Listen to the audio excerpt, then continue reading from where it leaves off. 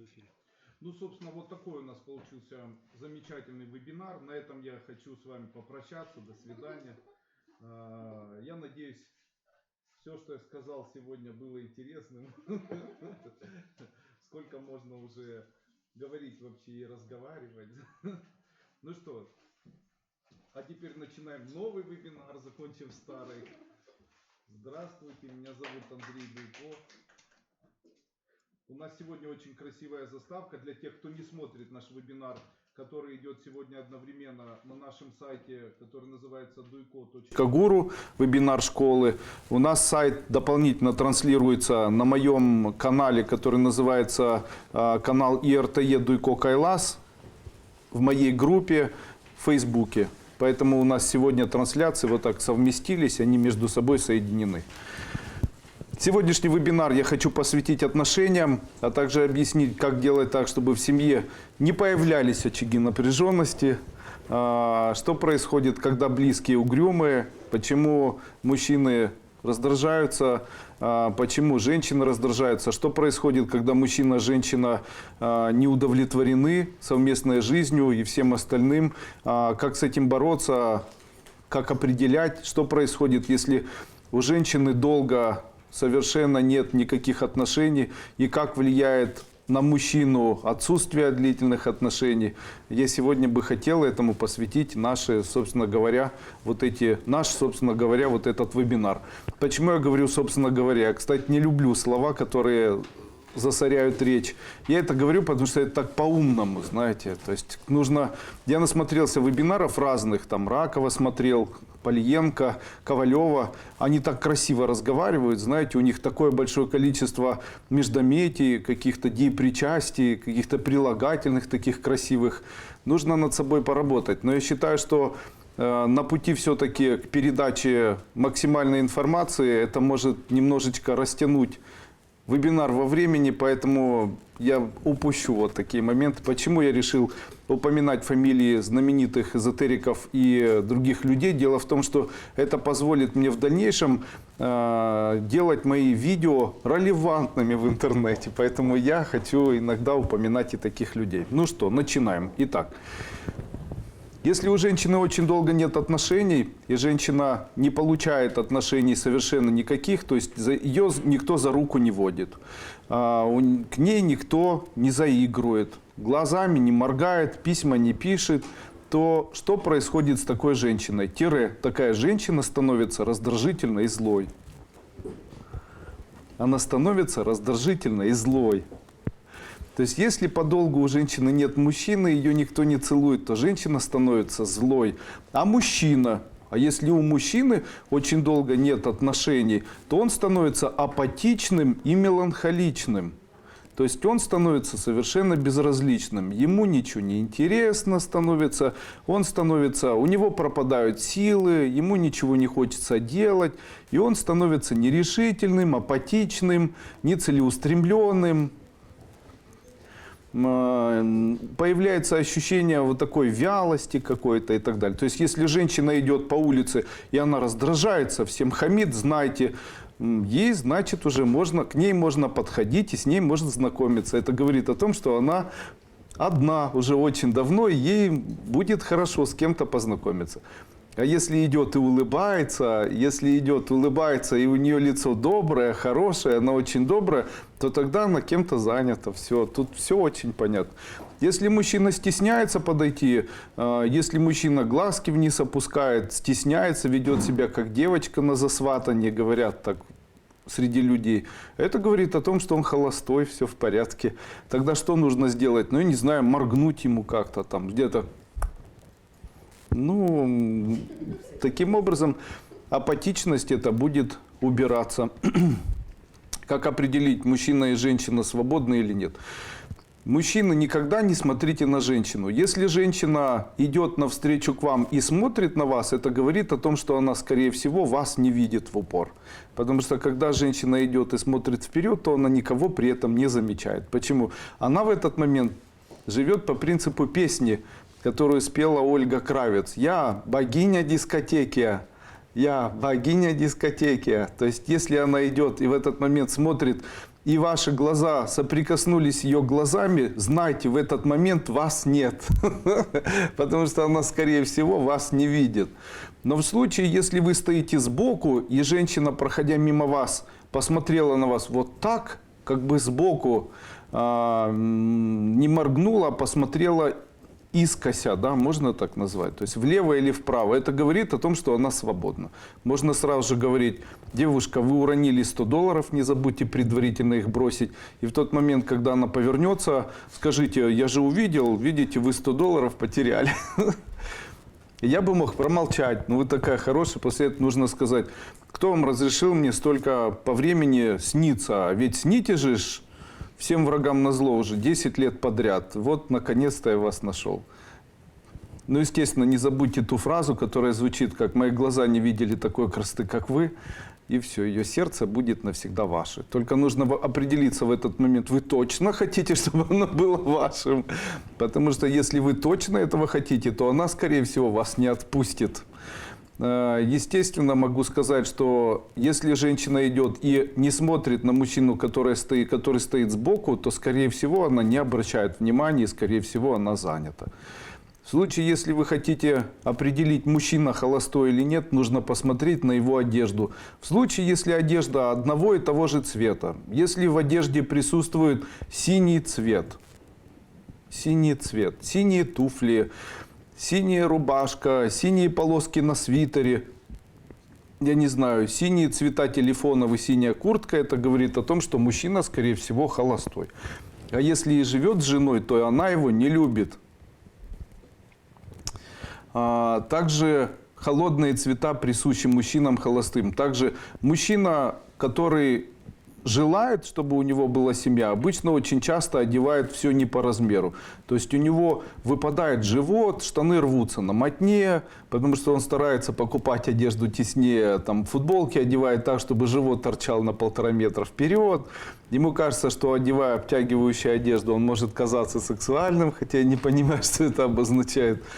Такой мужчина, ему кажется, что он должен выглядеть хорошо или красиво. Обычно эта одежда подобранная совершенно безвкусно.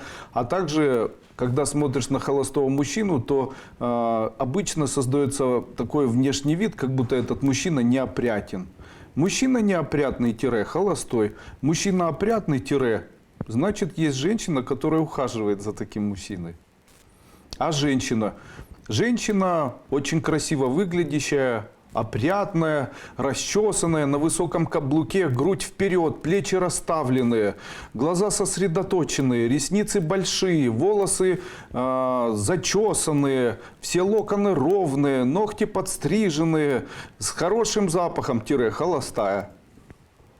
Почему?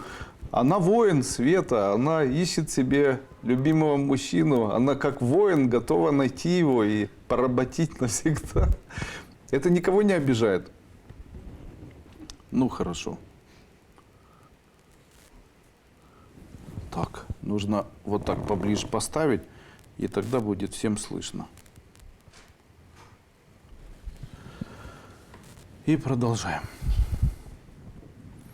Андрей Андреевич, как избавиться от бывшего мужа, который живет в одной квартире с бывшей женой, но на квартиру никаких прав не имеет. Унижение и практики из первой ступени «уходи в дождь» и «горят мосты» не работают. Итак, как избавиться от бывшего мужа, который живет в одной квартире с бывшей женой, но на квартиру никаких прав не имеет? Я могу вам подсказать. Вызываете наряд милиции и говорите: в мою квартиру ворвались. Это очень быстро работает, серьезно. Если у человека нет никаких прав, то это не ваше дело. То есть в тот момент, когда этот человек находится в квартиру, начните жить у подруги. При этом позвоните и скажите: по моему мнению, в этой квартире кто-то находится. И я никому ключи не давал, и я не знаю, кто находится. И у меня такое ощущение, как будто туда вломились, и что-то там происходит. После этого эта проблема уже не ваша, а проблема милиции. В моей жизни было такое. Когда-то сдал имущество в виде дома своего, люди начали жить в этом доме. После этого я сказал, чтобы они съехали за неуплату. Но когда приехал туда и посмотрел, то оказалось, что их живет в доме там, на 200 квадратных метрах там 40 или 50 человек. То есть это было 5 семей, которые привезли по 10 детей непонятных. Там. Они жили и на улице, они жили и во дворе, они и в гараже жили, и они где угодно там жили. Понимаете? При этом то, что было сделано с домом, потом ремонту не подлежало. То есть только костры не разводили. После этого я сделал так. Я им сказал, до завтрашнего дня вы имеете право находиться, а с завтрашнего дня вас отсюда выставят. После этого я утром позвонил в милицию и сказал, что я не знаю, но в дом я свой зайти не захотел, потому что там, по-моему, находятся люди, которые хотят или там что-то, захватили мое имущество и что-то хотят с этим делать. После этого приехала милиция, всех упаковали и увезли. На этом история закончилась. Скажите, мне это помогло? Конечно. Правда, денег не заработал на этом и все.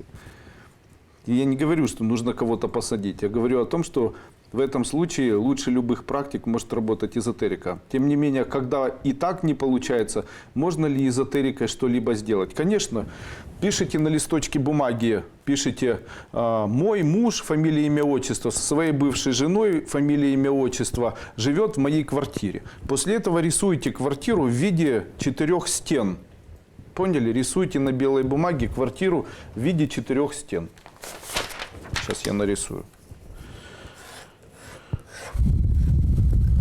Муж Петя и его жена Галя. Пишу муж Петя и его жена Галя. А это моя квартира. После этого делаю так. Начинаю рисовать большое количество решеточек.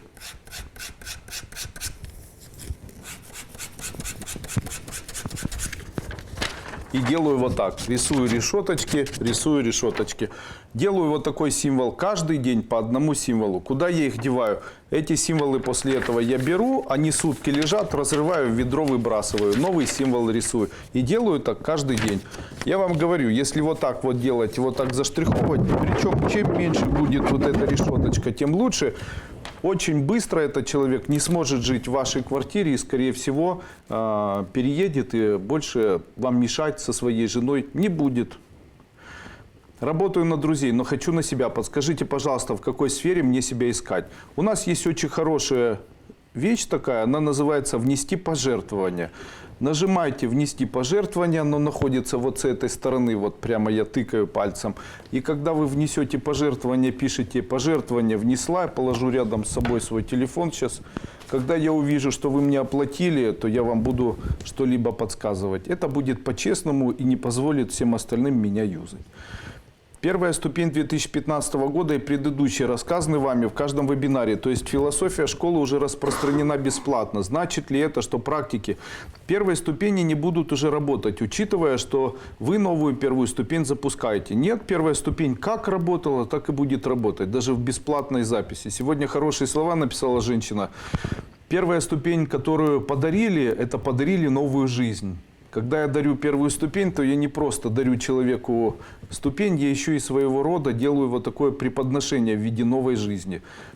Но вы, наверное, столкнулись с тем, что когда вы начали дарить первую ступень своим знакомым, то большинство из них начало отказываться и не захотело это даже смотреть. Почему? Этих людей полностью удовлетворяет их жизнь, вы представляете? Им нравится жить так, как они живут. Поэтому... Если у них жизнь вот такая им нравится, ну, конечно, пожалуйста, пусть они живут тогда и не лезьте. У разных народов мира есть свадебные обряды, обвязывание запястья лентой, разбивание стакана, как подобные обряды влияют на супружескую жизнь. Я знаю, у меня в моей жизни была такая ситуация. Женщина старенькая такая, моя подружка, я в доме, где она жила, и жили ее внуки, снимал помещение, в котором арендовал офис. В этом офисе я находился несколько лет. Эта женщина попросила меня поприсутствовать на свадьбе ее внуков. Когда внуки женились, она наменяла огромное количество, вот целое ведро 10-копеечных монет или там 10-рублевых монет, одним словом, 10-копеечных каких-то монет, по-моему, это украинские монеты были. И вот когда муж и жена начали идти и выходили из дома, то она сзади них прямо им на спину вылила вот это ведро 10-копеечных монет. И эти монеты, они рассыпались во дворе, их было очень много. Со мной шел мой друг, его звали Арон. Он был не русский мужчина. Завтра у него шаббат. То есть какой национальности можно теперь гипотетически предположить. Когда мы шли с ним, он говорит: я сейчас буду возвращаться, все деньги пособираю. Я ему говорю: не стоит деньги эти собирать, потому что эти деньги – олицетворение тех несчастий, которые должны произойти с этими молодыми. И если ты эти деньги соберешь, у тебя будет очень много неприятностей. После этого, если детки собирают, то дети своей вот этой искренностью, какой-то внутренней чистотой, они убирают это все. А в случае, если взрослый мужчина собирает с целью нажиться, то он может очень плохо нажиться от этих денег. И вот что произошло. Он приехал и собрал эти монеты. У него буквально через неделю появился сибарейный дерматит на лице, и сибарея на голове жуткая в виде коросты. Руки и ноги все покрылись коростой. О чем это говорило? О том, что, скорее всего, он собрал еще и болезни тех близких, которые были вот во время этого вебинара, во время этого обряда, были проведены обряды, а он эти деньги собрал. И после этого у него очень все не получалось. То есть я с ним потом, после этого, где-то 1,5 или 2 года находился рядом, и могу сказать, что жизнь у него просто накренилась. То есть если раньше с ним рассчитывались, перестали рассчитываться, он разошелся с девушкой, которой жил, там начались проблемы со здоровьем и так далее. Я ему все время говорил: зря ты эти деньги насобирал. Он мне потом сказал: да я эти деньги уже выбросил, они мне уже не нужны. А это не имеет значения. Обряд совершен, ты собрал, хоть ты их выбросишь, хоть нет, это не имеет значения. То есть должен кто-то убирать. Это знаете, как после праздника христианского дать кому-нибудь помыть полы в церкви. Вот тот, кто помоет полы, на несколько лет станет очень больным человеком. И ему будет жутко не вести в жизни. То есть он соберет все горе, которое есть у людей, которые посещали эту церковь. Церковь же может быть эффективной или более эффективной. Поэтому, когда люди входят в церковь, они выбирают такую церковь, где эффективность была еще больше. Так вот, батюшки некоторые об этом знают, находят молодых девушек и после этого просят после праздника какого-нибудь помыть полы. Оля, ты мыла? Ты мыла полы? С дочкой, да? Конечно, вот те неприятности, которые были вами забраны, были забраны у огромного количества людей. Хорошо, что это был не Софиевский собор. Выбрали молодых, потому что считается, а что молодая? Ей ничего не будет, у нее впереди целая жизнь, понимаете? Подсвечники вытирали. Ну, не делайте этого никогда вообще, особенно после Пасхи, потому что вам будет конец. Нельзя никогда соглашаться убирать пол в храмах, мыть полы, вытирать подсвечники и что-то вот такое делать. Это это приведет к жуткому горю. И батюшки, которые просят это, делают это специально, они 100% это знают. Поэтому ехидные такие. И денег не дают, потому что это нужно обязательно сделать бесплатно. А еще, если в этот момент дать человеку конфетку или рассчитаться конфеткой, то у человека забирается энергия денег, и он всю жизнь будет работать за конфеты. Или налить чарочку вина, то он всю жизнь будет работать за чарку, понимаете? Ну не чарочку, а рюмочку, да, правильно? Черная магия. Я всегда говорил, что в церкви черная магия используется. Скажите, пожалуйста... Ой, извините. И кому же все-таки мыть полы в церкви? Пусть полы в церкви моет батюшка. И его матушка моет полы. Правильно? Они имеют право. Это их заведение. Вот пусть и моют. Что вы лезете туда?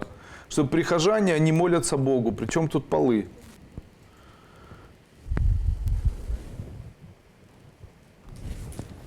Андрей Андреевич, расскажите, пожалуйста, про эзотерический смысл, принцип действия мантры. Мы читаем, а мы слушаем. Оба варианта работают одинаково, ничего подобного. Когда вы читаете мантры, то эти мантры работают где-то так. Они работают как ветер, который чуть-чуть дует от вентилятора. Когда вы слушаете шумы, ситхи саунд, то это вы подошли к морю, и с него осенью дует жуткий сильный ветер, который вас сдувает. Когда вы начинаете читать заклинания или используете коды, когда вы начинаете дышать, это как вы летите на самолете на высоте 6000 метров. После этого вас попросили вылезти на крыло и там стоять. То есть у вас ветер есть там, наверное, не только ветер, а совсем все сдувает. А когда вы слушаете шумы, сделанные как коды второй потенции или коды такие продвинутые, вот, которые я буду завтра с вами отрабатывать во время вот этого сангая, это как бы коды уже второго уровня, то это как уже, не знаю, выйти в космосе и после этого чувствовать, как дышит планета Земля и так далее. То есть это уже совершенно другая эзотерика. А мантры это всего лишь просто воздух от вентилятора. То есть выключился вентилятор, нет воздуха. Включили, есть воздух. Вроде и жарко, и под вентилятором не жарко. Пока вентилятор работает, воздух есть. Как только мантру перестали слушать, вентилятор погасили, мантры дают облегчение, конец. То есть они не дают изменения яркого, они дают мягкое облегчение жизни. Мантры работают так. Если каждый день читать мантру по 108 раз, то тогда ваша жизнь поменяется и начнется идти это изменение спустя минимальное количество времени 300 дней или 1 год. Получается вот то, что вы 129 плюс 129, получается 278, да? 258. Что я насчитал, да? Это зависит от того, я вам должен или мне, да? Естественно, в случае, если вот есть цикл времени, вот цикл времени, он звучит так. 258 дней, через 258 дней та мантра, которую вы читаете сегодня, будет с вами работать максимально. То есть вы почитали мантру Манипхадры, засеките или поставьте ее максимальное действие на карте или на календаре, это будет через 258 дней. После этого читали сегодня мантру Манипхадры, денег нет. Потом 258 дней прошло, вы уставшие, после ангины пришли в магазин, у вас огромное количество продаж. Вы говорите, ну что ж такое? Что ж повлияло? Может, Луна хорошо повлияла? Нет, это вы когда-то читали мантру Манипхадры. Перестала голова болеть. Ну, видишь, я тебя спас. Мыть полы просили. Да знаете, как много просят мыть полы? Они замучились с этими полами, знаете. Они чернокнижники какие-то, черноцерковники какие-то, ужас. Если эзотерические обереги для дальней дороги, мы едем с Уренгоя в Краснодар на машине, ваша ученица, 2-я ступень. Нужно взять в одну руку яблоко, а в другую руку грецкий орех. Если в левую взять яблоко, а в правую руку, или положить в левую руку яблоко, или в левый карман яблоко, а в правую руку грецкий орех, и поехать в какую-нибудь дорогу, то никогда не случится никакой неприятности. Это имеет свое объяснение, какое объяснять не буду. В этом случае можно еще сделать вот что. Лоб намазать, я извиняюсь за подробности, тилакой. То есть взять ароматическое масло и просто смазать лобик вот так. Если взять и положить в левый карман яблоко, а в правый карман любой твердый орех какой-нибудь, ну, можно кокос, мускатный мягкий, да, грецкий, лесной, да, жменьку тогда. Пригоршню нужно говорить по-русски.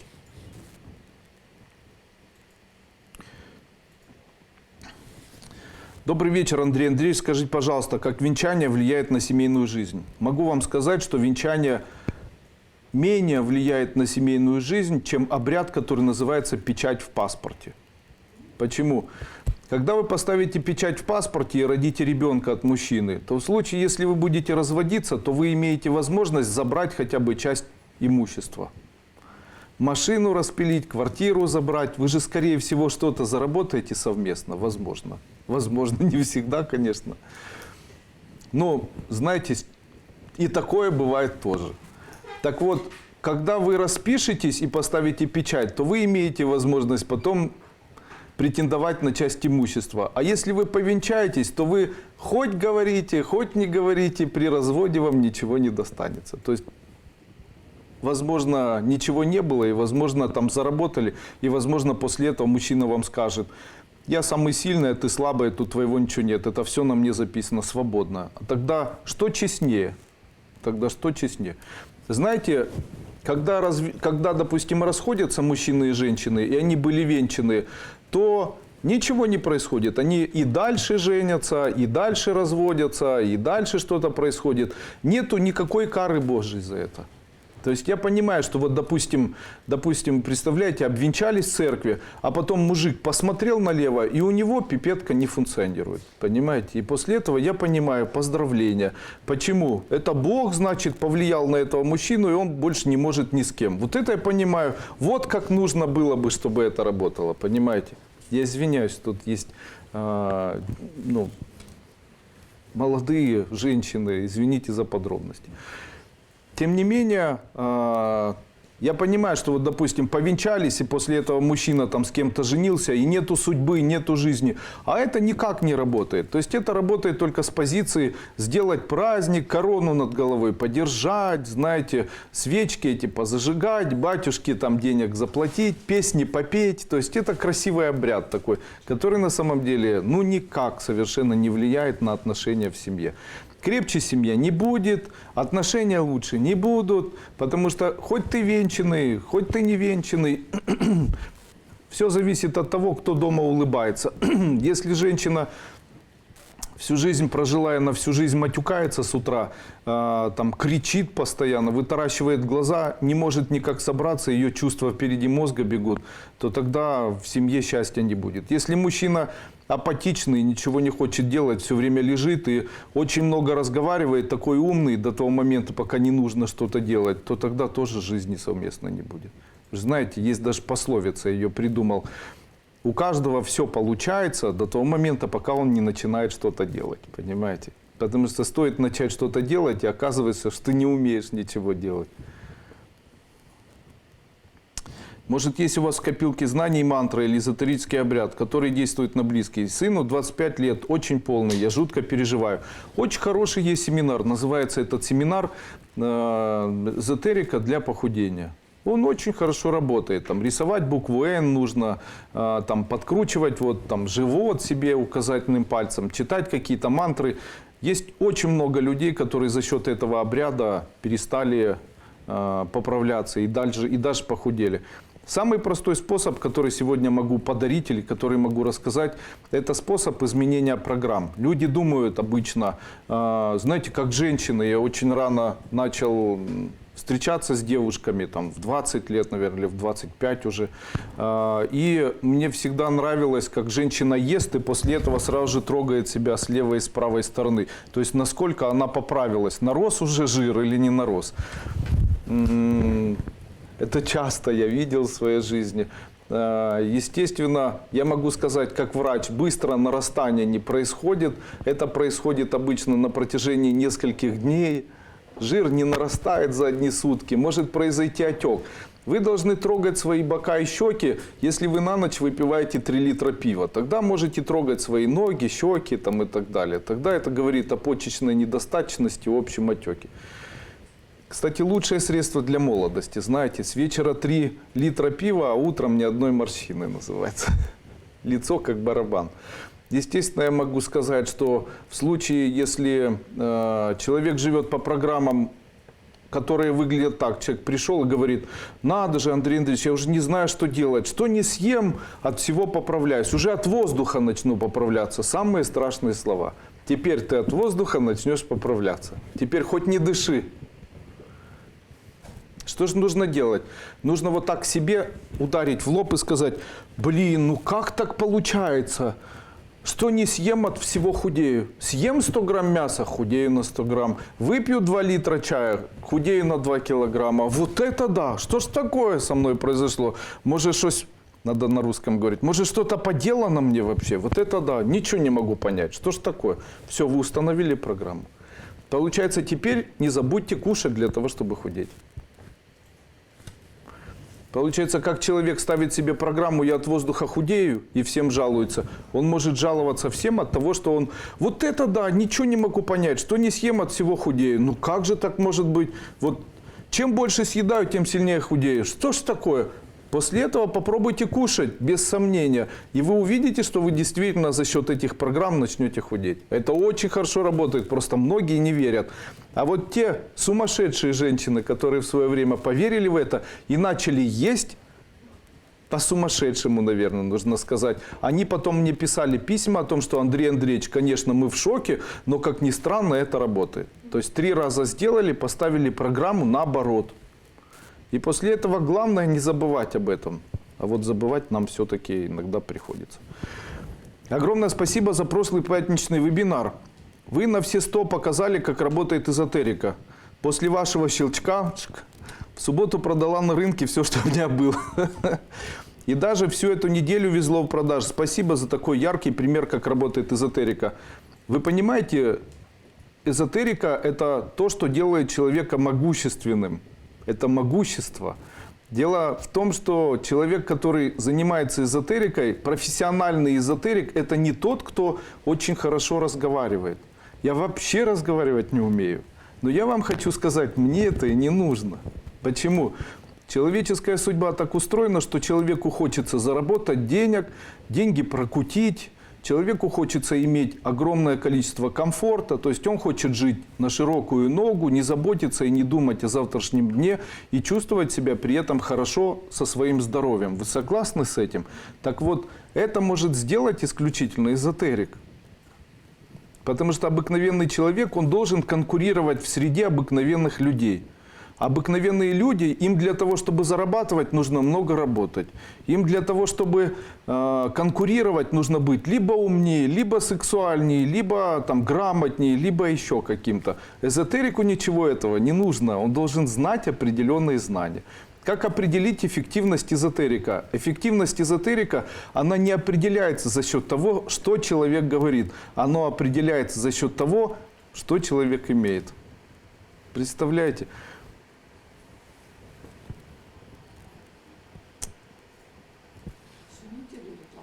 А? Конечно, конечно. Профессионально. Я могу сказать, что это как бахвальство сейчас звучит, но в моей жизни у меня не бывает проблем с бизнесом никогда и нигде. Не бывает. Этого не может быть. Почему? Это уже программа. Понимаете, почему? Точно не знаю, чем хуже остальным, тем лучше мне. Ну как так получается? Тебе плохо, да. У тебя не получается с бизнесом, да. А как тебе плохо? Ой, очень плохо. Я ничего не могу понять. У меня каждый раз все хорошо и хорошо. Все лучше и лучше. Куда ни плюну, везде процветает. Обалдеть. Смотрите, это похоже на программу. Знаете, как ненавидели меня? У меня было 2 собрания, когда приглашали меня в школу, где я учился в свое время, где одноклассники встречаются.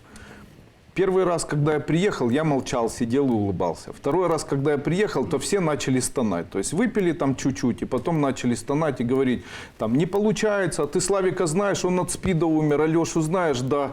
Алеша, наш одноклассник, там, от цирроза печени умер. А как у тебя дела? У нас плохо, там, трактор поломался, еще что-то произошло. Я говорю, я вообще ничего не могу понять. У меня что-то такое произошло, куда ни плюну, всюду прорастает деньгами. Вообще, дуну – деньги, лег – деньги, утром просыпаюсь – деньги, везде деньги вообще. Не успею сеять, как на следующий день уже вырастает. Год ждать не нужно, везде одна пруха, стабильная. После этого смотрю на эти лица и думаю, что я морозю, знаете. Почему? Потому что лица были перекошенные, потому что они хотели, чтобы появился тот человек, который бы соответствовал их пониманию жизни.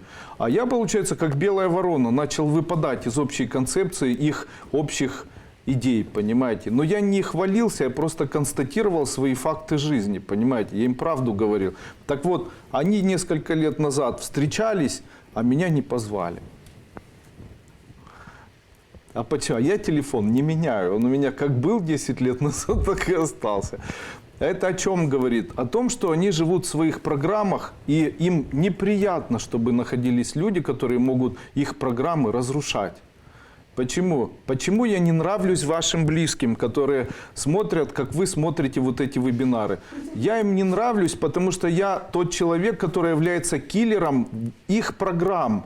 То есть они живут так, как они живут, и они живут в комфорте. Вся несчастная жизнь начинается с того момента, когда человек удовлетворен своей персональной жизнью. То есть, если человек удовлетворен своей жизнью, это говорит, и он живет в комфорте, это говорит о том, что он дальше ничего иметь не будет. Конечно, в своем комфорте ничего не будет. Начинается все, или движение начинается с дискомфорта. То есть нужно обязательно себя вывести в состояние, когда у тебя появятся либо долги, но это для нижних таких вот начинающих эзотериков. А для тех, кто работает более профессионально, это просто мотивация. То есть сначала человека начинают заставлять двигаться долги или болезни, а потом в дальнейшем это мотивация и мечты. То есть я хочу этого, или я хочу, чтобы у меня это было. И эти мотивации или эти идеи, они потом начинают вдохновлять, и человек начинает в их сторону шевелиться. Представляете? У меня когда-то был мужчина такой, и мы с ним встретились на морском курсе. Он говорит: Андрей Андреевич, у меня постоянно разные женщины, я живу с женой, у меня бизнес не получается, хотя я очень стараюсь работать и так далее. И вот не знаю, как справиться с любовницей, не знаю, как справиться со второй любовницей, и не знаю, как справиться еще и к 2 любовницам хожу, еще где-то есть любовницы и так далее. Я ему тогда сказал, ну, грубо я назову этого человека Васей. Я говорю: Василий, послушайте, ваша проблема заключается в том, что вы просто возьмите и 1 год проживите ради той женщины, с которой вы живете.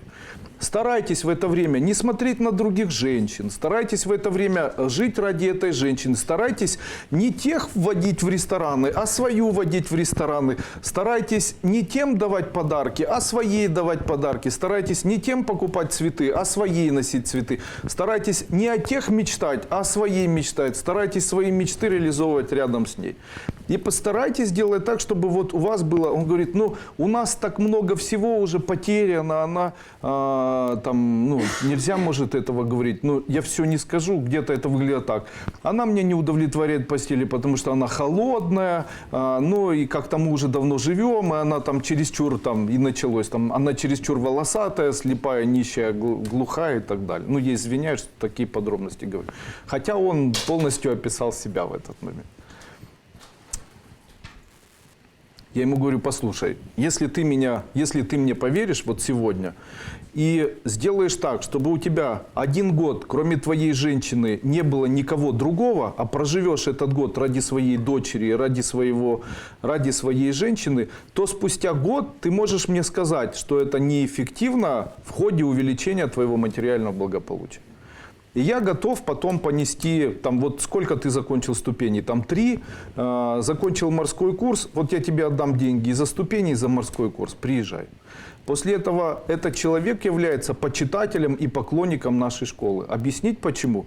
Потому что он через год встретился со мной и говорит: я никогда даже не думал, что если я буду жить ради своей женщины, то у меня так попрет с финансами.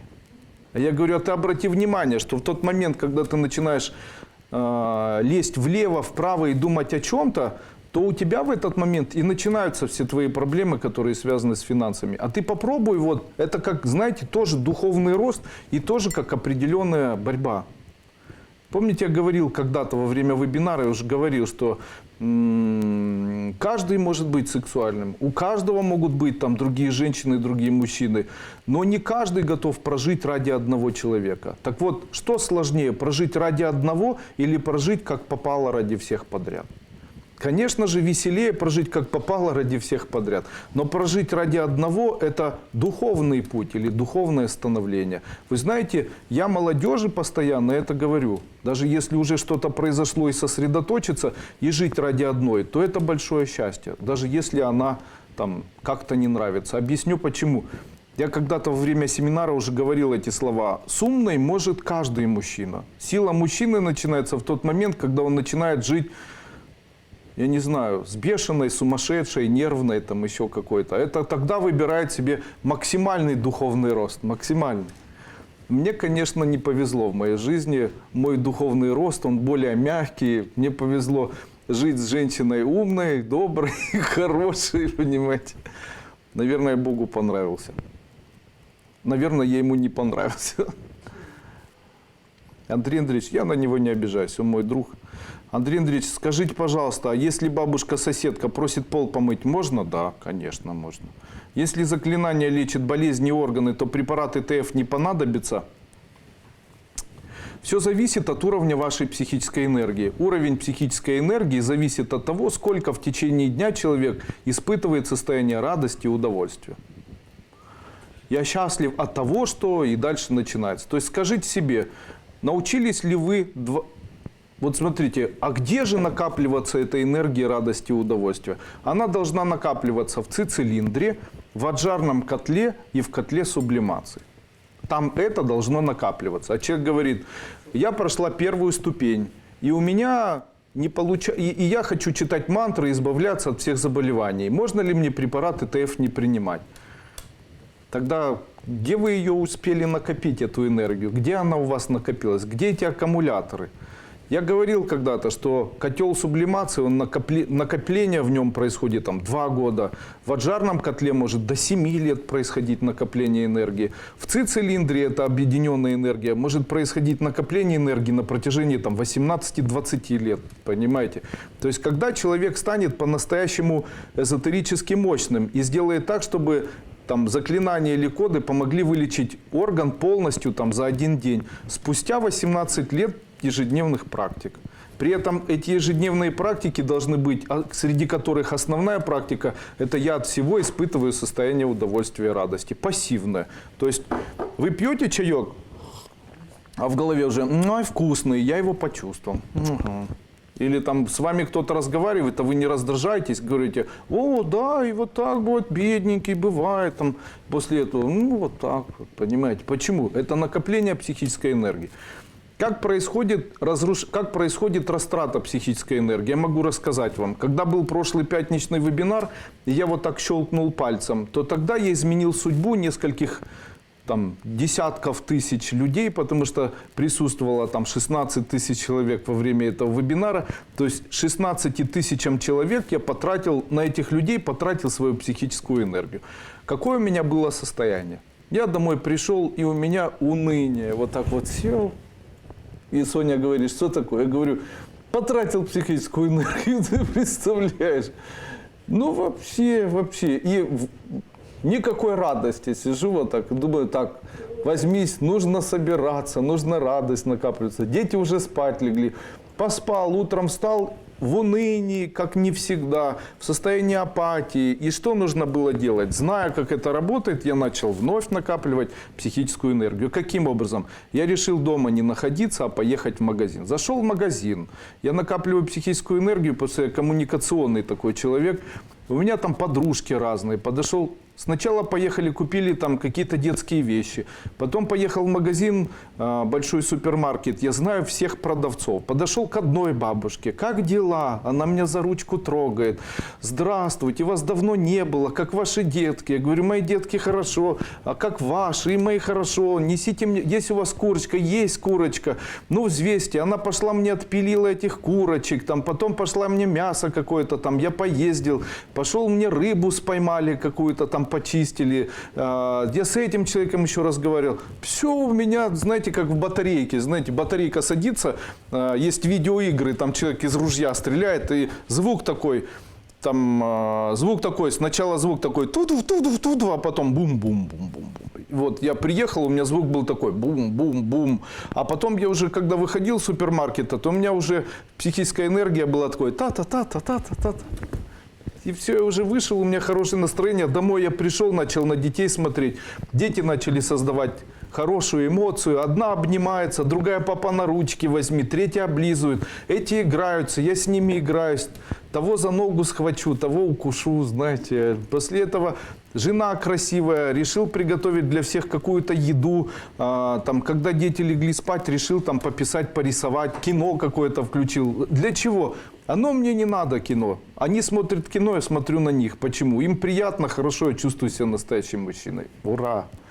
Они смотрят фильмы, я накапливаю психическую энергию. Понимаете, у каждого своя судьба. Психическая энергия накапливается так. Я утром встаю в субботу, наливаю ликер амаретто, маленькую рюмочку, у меня есть золотая рюмочка, инкрустированная рубинами. Мне очень нравятся рубины. Я очень люблю этот камень, он мне очень нравится. Изумруды и рубины. Да. Ну, бриллианты, естественно, само собой. Но сам носить, если бы сам носил бы изумруд, если же не, дал бы бриллиант. То, наверное, увидели у Сони красивые бриллианты. Не бриллианты, а рубины, да.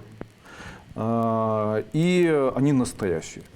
И могу сказать, что вот я наливаю рюмочку амаретто, после этого поднимаю, говорю, целую неделю Бог старался сделать все для того, чтобы у меня было хорошее здоровье.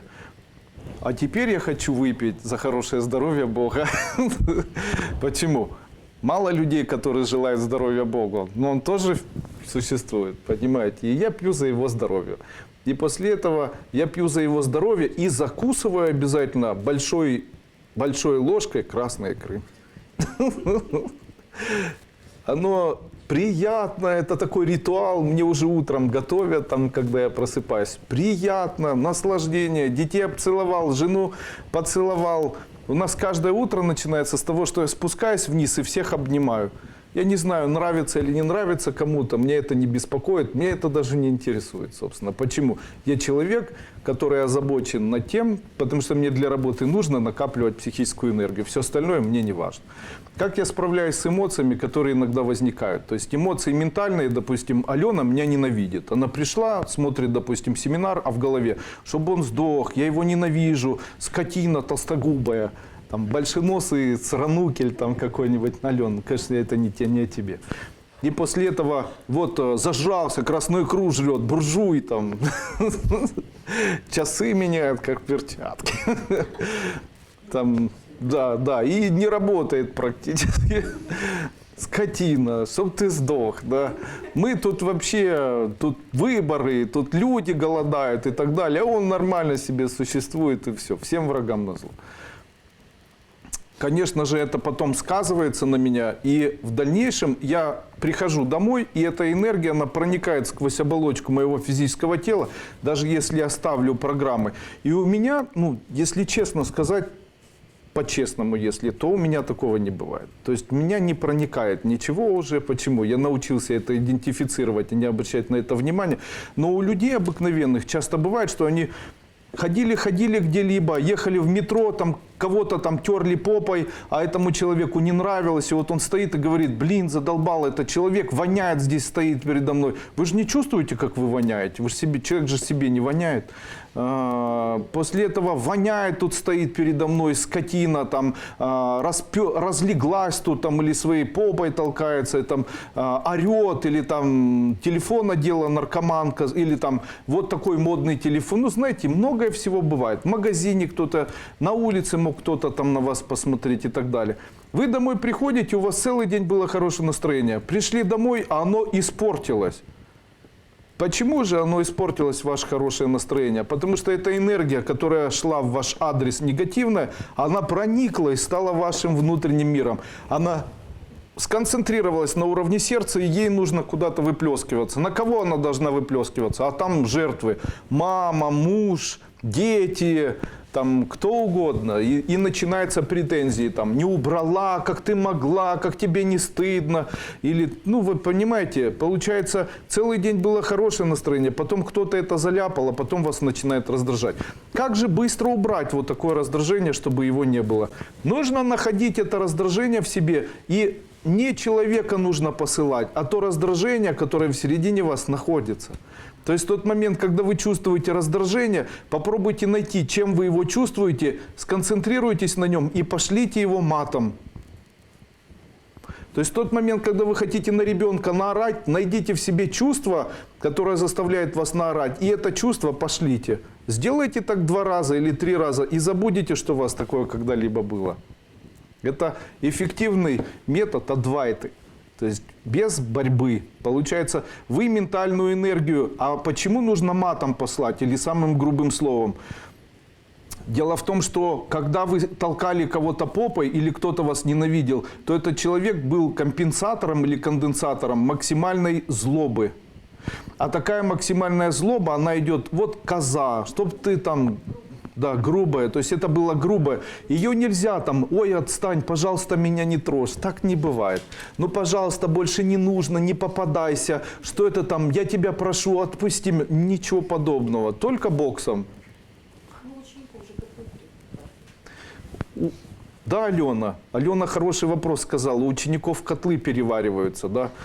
Возможно. Но там же есть еще алкоголь, который пережигает котлы. То есть потом смотришь на морском курсе на человека, котел должен быть круглым. А после этого приезжает человек, а у него котел не круглый, а там какое-то подобие этого круглого котла, в котором там где-то что-то там висит, понимаете? И после этого понимаешь, что такую эзотерику даже давать не хочется. Почему? Алкоголь сжигает энергии, которые строит человек в середине себя. Не, ну я понимаю, если бы по чуть-чуть. А когда же не по чуть-чуть бывает? Бывает же так, что там 0,75 вискаря, знаете, и на следующий день 0,75 напахмел, конечно. После этого котел сгорел, и после этого он должен что-то пережигать? Ну нет, конечно. Его нет, а он потом должен строиться спустя время. То есть его нужно строить, а у человека недостаточно психической энергии, потому что пока на ступени я могу помочь построить. Я даже иногда... Когда только начинал школу свою, я иногда расстраивался, потому что ребята спустя год приезжали на морской курс, я смотрел вот на то, что происходит с этим человеком, и меня всегда расстраивало, и я думал, что лучше не давать вот эту эзотерику, или лучше ее давать в видоизмененном виде. Почему? В свое время я давал исключительно практические занятия или практические методы, техники, практики. А в дальнейшем я начал понимать, что построив вот такой реактор в середине человека, этот человек начал пить, допустим, алкоголь, часть реактора или оболочка реактора взорвалась, после этого радиация вышла, этот человек все время получает какие-то потоки радиации. Вместо того, чтобы помочь человеку, человек сам себя поломал, получается. И после этого я на это смотрю и говорю, ну ты же в этом виноват. Естественно, после этого я начал думать о том, что все-таки необходимо давать еще и философию или вот какие-то психологические взгляды. Когда вы говорите о том, что, Андрей Андреевич, вы начали давать во время бесплатных вебинаров большое количество философских доктрин, которые есть на первой ступени, то я могу вам сказать, что вы ошибаетесь. И вы ошибаетесь в следующем. То, что я даю, вы уже все знали и сами. Я вообще ничего нового не придумал в своей жизни. Все это известно. Об этом писали Геродот, Авиценна, там, я не знаю, там, Громозорг, я не знаю, там, какие-то великие ученые, великие философы, и Фрейд, и Юнг, и, наверное, Александр, и даже там Ковалев. То есть кто угодно там участвовал, там Росси, кто угодно участвовал, и у кого угодно было вот такое большое количество информации, которая сейчас еще и появляется во время того, когда вы в Фейсбуке находитесь или в Ютубе, там постоянно выбрасывается информация. Живи одним днем, будь счастлив, там, вот там какие-то притчи, знаете, там раздражало много бабочек, но отвлекся от всех бабочек, они стали просто настоящими листочками, измени свое, или там волка можно кормить, или с волком нужно бороться, чем больше волков убьешь, тем больше появится, или там он ее перенес через воду, и после этого второй монах на него обиделся, потом они пришли, один монах говорит, ты не должен был ее перенести, он говорит, зачем ты ее перенес, а второй говорит, я ее перенес за 10 секунд, а ты ее до сих пор носишь и так далее. Вот этих притч их очень много, знаете, и вы их читали, вы читали высказывания большого количества умных людей, но вы же это читали, и где же это все делось? Тогда почему оно никак не повоздействовало? Ведь 1000 раз человек читал о том, что необходимо радоваться, необходимо не тянуть из прошлого какие-то идеи, необходимо жить настоящим временем. 1000 раз каждый читал, но доходит только у Дуйко. А почему здесь вмешивается эзотерика и здравый смысл? Почему? Потому что недостаточно сказать, нужно еще и объяснить, нужно еще к этому плавно подвести и дать доказательства, что так будет легче. Понимаете? И это уже называется научить. А вы это все знали и так.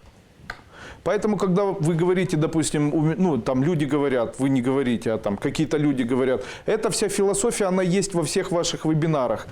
Но вебинаров на сегодняшний день выложено 2,5 или там 3,5 тысячи часов.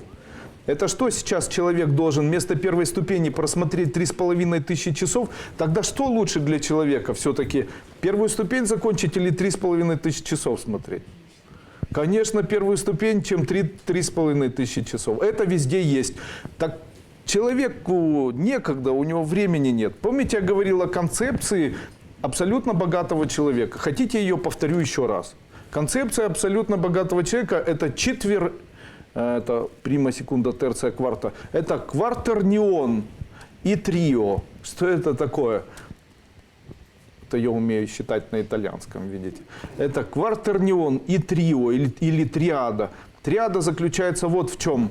Триада заключается вот в чем. Когда я не работаю или когда я не предпринимаю, я обучаюсь. Когда я не предпринимаю и не обучаюсь, то что я делаю? Отдыхаю. Отдыхаю. Поэтому триада в моей жизни, она присутствует. Если я не работаю, то я обучаюсь. Если я не обучаюсь, то я работаю. Если мне не хочется не работать, не обучаться, я тогда отдыхаю и нахожу возможности отдыха. Разумно это? А у нас как делают люди? Они отдыхают. После этого давай предпринимай что-нибудь. Хорошо, я буду предпринимать, но буду отдыхать при этом. То есть я посмотрю YouTube, я полистаю какие-то страницы, после этого, ну давай, предпринимай что-нибудь. И дальше начинается, я не могу, почему? В этой стране очень плохо, невозможно ничего сделать. Для того, чтобы выращивать грибы, нужно сначала купить грибы, а чтобы купить грибы, нужны деньги, а для того, чтобы заработать деньги, нужно грибы продать, а для того, чтобы грибы продать, их нужно вырастить, а чтобы вырастить грибы, нужны деньги, а для того, чтобы деньги заработать, нужно грибы вырастить, а для того, чтобы их вырастить, нужно грибы продать, а чтобы продать грибы, нужно вырастить, а чтобы их вырастить, нужны деньги. А чтобы деньги заработать, нужно грибы посеять, понимаете? И как бы у человека появляется такой замкнутый круг, который приводит к апатии. И после этого человек говорит, я не знаю, у меня апатия, я не знаю, за что браться, за что хвататься. Выход из апатичной ситуации выглядит так. Первое, что ты имеешь? Что ты можешь продать в себе или из себя? Что ты можешь продать? Мозги не подходит, допустим, да? Я не знаю, сердце не подходит. Когда я говорю сердце, то я о чем говорю? Ну, человек умеет врать или хорошо разговаривать, или быть коммуницирующим человеком, то есть у него очень развито сердце.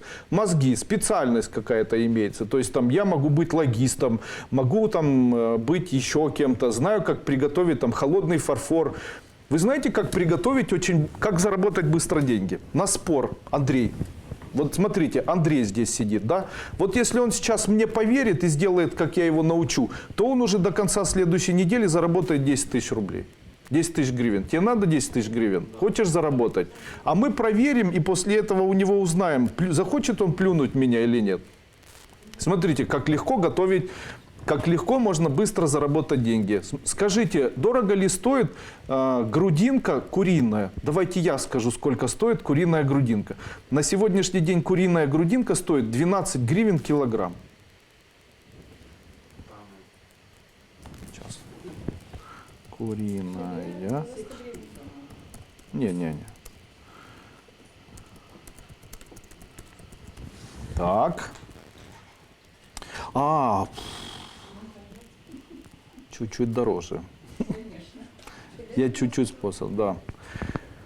Можно купить оптом ящик 70 гривен килограмм. Ну хорошо, 70 гривен килограмм. Берете куриную грудинку в виде филе. После этого закладываете или засаливаете в соль. После этого выкладываете и соль эту.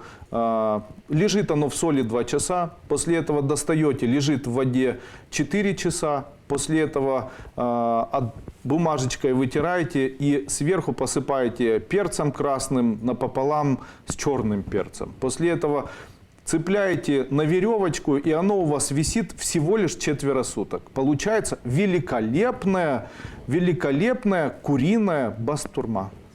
Сколько стоит куриная бастурма? Она стоит дороже, чем сырая грудка. Конечно, она получается красивая, прозрачная, желтая.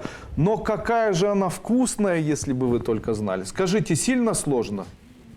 Кто может вас научить? Я не знаю, как люди не умеют этого делать. Открывайте ютубер. Я специально так коверкую слова. Открывайте YouTube и там изготовить бастурму из куриной грудки, изготовить бастурму из рыбы, изготовить хамон в домашних условиях из барашки, изготовить из баклажана хамон, там, я не знаю, там что только нету. Там только начните. Это так легко. Оказывается, бастурма, которую люди покупают за сумасшедшие деньги, ее дома приготовить можно там, за 6-7 дней, за 8 дней. Она будет вкуснее в 100 раз при этом. Скажите, бастурма дорого стоит, а ее легко продать? А что же ее продавать? Порезали на кусочки при этом, отнесли на базар, поставили возле мясного ряда тети, которые торгуют колбасой. Весь готовый бизнес. Хотите, я вам покажу, как это сделать или что? Какие шоколадки готовите, торты? Кому они нужны? А так пиво купил, весна начинается, бастурмы нарезал. Великолепно. Понимаете? Но придется конкурировать с этой бастурминовой технологией, правильно? Тогда можно сделать вот как. Можно взять трубу такую толстую, какую-нибудь полиэтиленовую. После этого, когда вы бастурму эту чем-нибудь обмажете, это же филе, оно мягкое. Можно напихать это филе вот в эту трубку и подождать, когда мясо засоленное, еще не отлежалось. Его можно вот в таком виде запихнуть в трубку. Оно, когда в трубке полежит, то оно в круглом виде потом выдавится. Потом можно вот так его закатать в этот перец и после этого высушить уже таким образом. Оно будет потом круглая бастурма. Круглая лучше, чем как у всех. Боже мой! А если сложить 2 дощечки под углом и сверху положить палочку и замотать резиночками, то получится сердечкообразная бастурма. А это еще интереснее. Друзья мои, все можно делать. Я зашел сегодня в интернет, могу сказать, что я на сегодняшний день знаю, как приготовить колбасу, которая будет сверху из белка яйца, а в середине будет желток яйца. Почему? Интересно продавать такую колбасу. Зашли вы в магазин, а вам нужно каждый день ребенку что-нибудь на бутерброды. Правильно? А вы покупаете колбаску, она сверху как белок, в середине желток яйца. Все вареное, готовое. В виде колбасы. Скажите, покупалось бы это? Покупалось? Я знаю, как это изготовить. Заходите в интернет, смотрите, все легко. А можно делать так, чтобы в середине было не просто белок-желток, а чтобы в середине было еще, чтобы было в виде колбасы, чтобы в середине звездочка была, или в середине сердечко, или еще что-то. Все эти технологии есть. Это же продукты питания, люди каждый день едят. Что это, сильно сложно? Майонез сложно приготовить?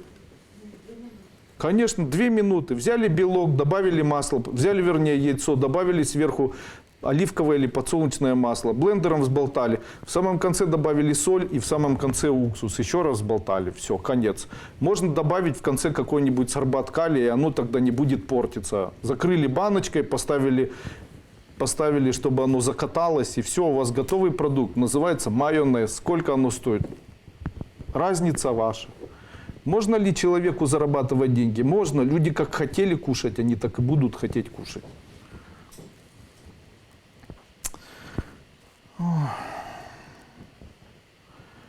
Истина по капле выискивается? Конечно. Я только у вас нашла методы, как именно изменять себя и свою жизнь. А то, конечно, а что? Возможно ли на работе суточное дежурство, читать мантры на привлечение или только на защиту? Можно и на привлечение. Зачем защищаться? От чего вы защищаетесь? Я не могу понять. Я понимаю, там Надежде Савченко нужно защищаться, все на нее нападают. Там Порошенку нужно защищаться, весь мир его ненавидит.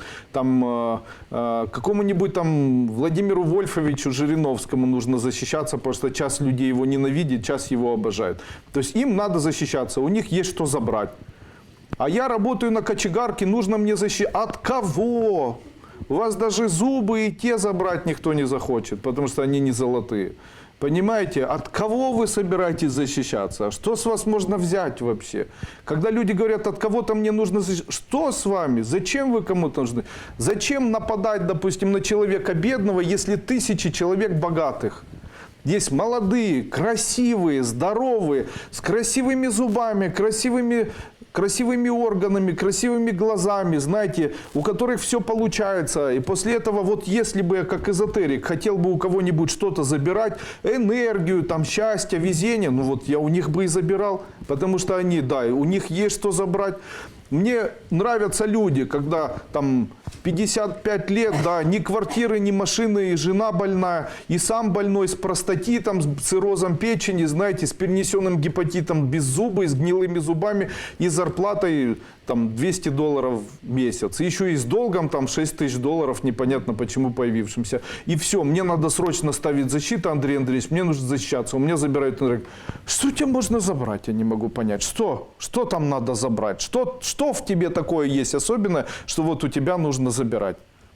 Это, я понимаю, если бы я бы забирал у тех, у кого есть что забирать. А так, я как эзотерик, который умеет забирать, могу сказать, что у таких даже забирать нечего, понимаете? Нельзя забирать то, что забрано до вас, понимаете? Конечно же, что мало красивых, или мало успешных, или мало богатых, такие есть. И вон, откройте победители Олимпийских игр. Смотрите, каждый из них богатый, счастливый и есть что забирать, и здоровый. Вот это все учебное пособие, у кого забирать. Или там награждения каких-то лауреатов и так далее. Вот у них нужно забирать, знаете. Или там показ там мод, или там награждение там Грэмми или еще чем. Ну вот они эти люди. А так на кочегарке работает, там его 3 человека вообще в жизни видели, и у него вдруг кто-то нашелся, кто будет забирать. Что, анализы забирать или что? Из первой чакры отсасывать, подавятся. Живу в частном доме и вместо крайней балясины на крыльце сделал вращающийся барабан. Очень красивый. Какие мантры можно положить, как можно ли разные? Разные нельзя. Вообще ваша философия так прекрасно работает и помогает финансово и без практики. Вот здорово было бы здоровье было подорвано ранее. Скажите, пожалуйста, мантру для здоровья. Спасибо. Самая лучшая мантра для здоровья – это выход каждое утро. Человек должен себе сказать такие слова. Я все-таки о квартирионе еще скажу. Человек должен сказать себе такие слова. Я ленюсь и умираю, или я не ленюсь и живу. Я хочу еще раз повторить эти слова. Они очень важные для человека. Я ленюсь и буду умирать, или я буду не лениться и буду жить. Выберите для себя свой принцип жизни. Вы не ленитесь и живете, или вы ленитесь и умираете. Самый простой вариант прожить всю жизнь или прожить вечно здоровым человеком – это дыхание. Утром 5-10 минут и вечером 3-5 минут. Почему дыхание? Дело в том, что все заболевания идут на фоне выделения огромного количества молочной кислоты. Что бы вы ни ели. Хорошо вы питаетесь без мяса, выделяется. Плохо питаетесь, выделяется. Двигаетесь, выделяется. Переживаете, выделяется. Гормоны расщепляются, выделяется. Гликогировочный гемоглобин расщепляется, выделяется. Лежите, выделяется. Спите, выделяется. И молочная кислота выделяется всегда и во все времена. Это особенность такая. Молочная кислота выделяется, она под воздействием кислорода превращается в пировиноградную, аромамасляную. Эти кислоты тоже токсичные. Они должны выводиться из организма. Это называется цикл Кребса. Из них происходит потом пируват-киназа, но это уже там химия, я даже об этом не буду говорить.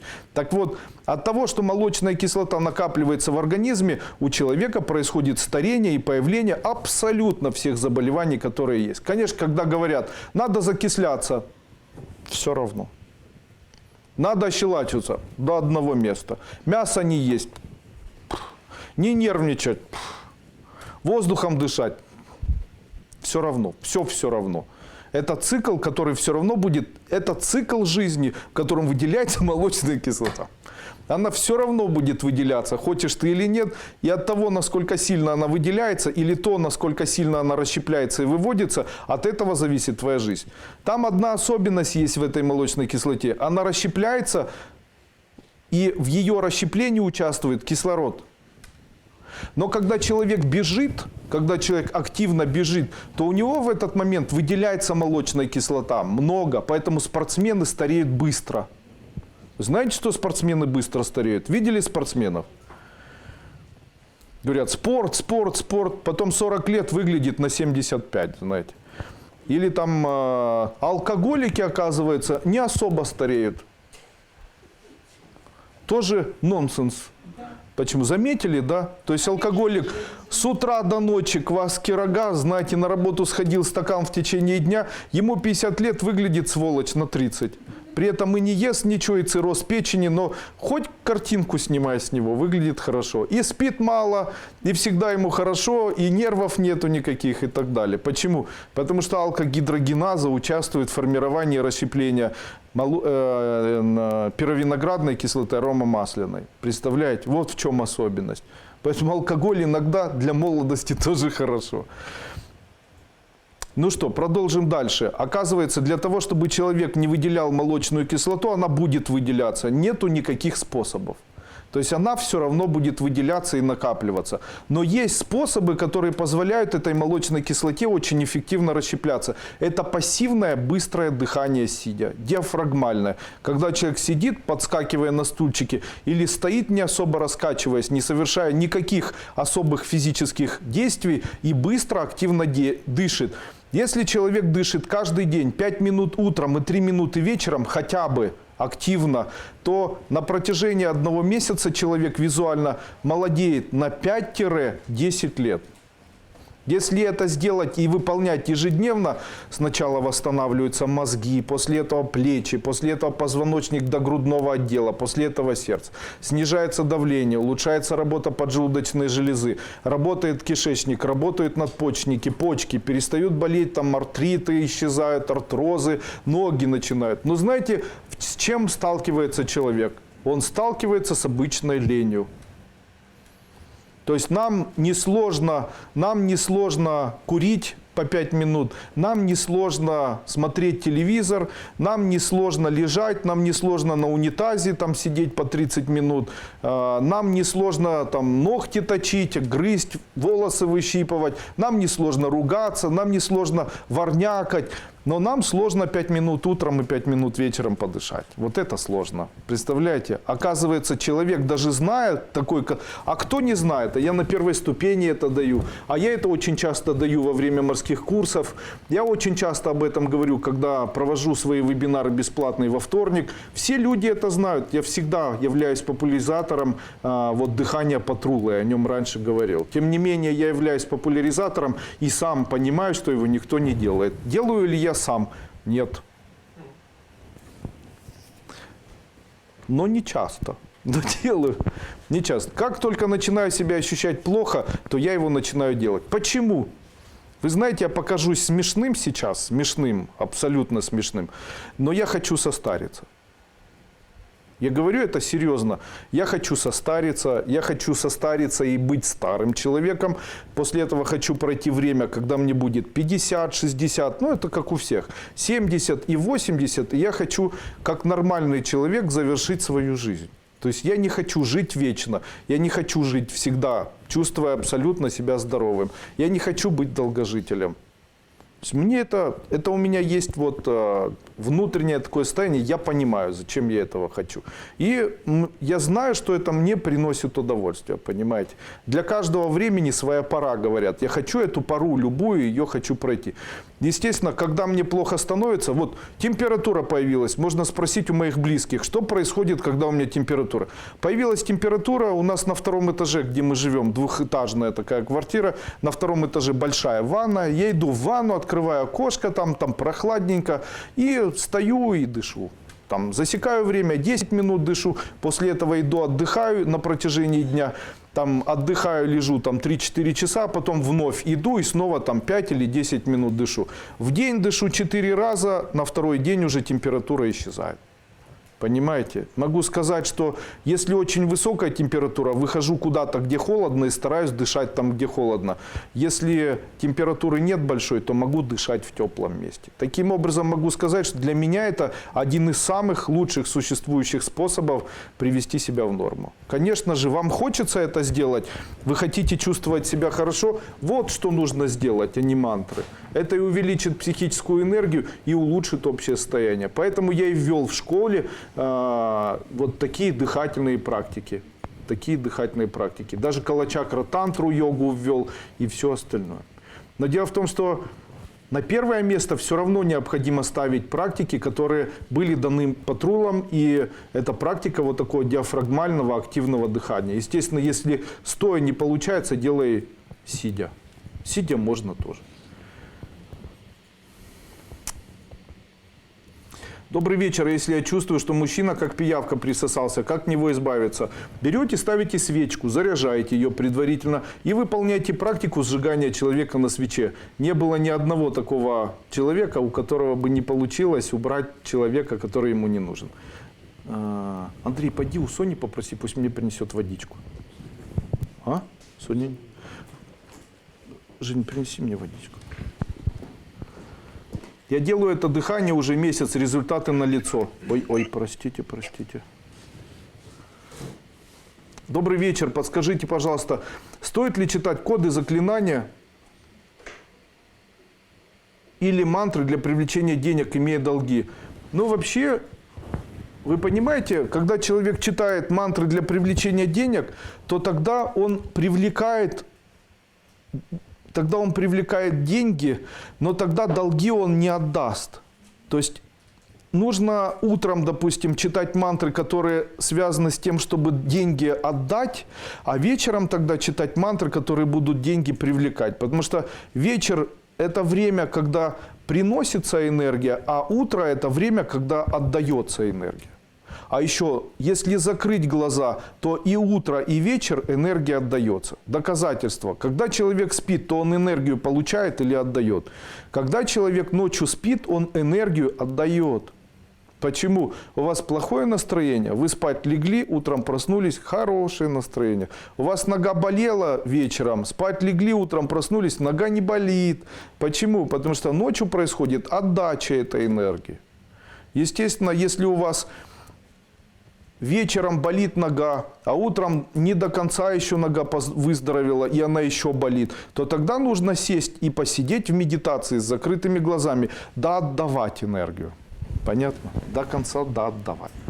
А можно в сангае участвовать с подругой? Можно. Это самая большая проблема. Ага, значит, тут о проблеме.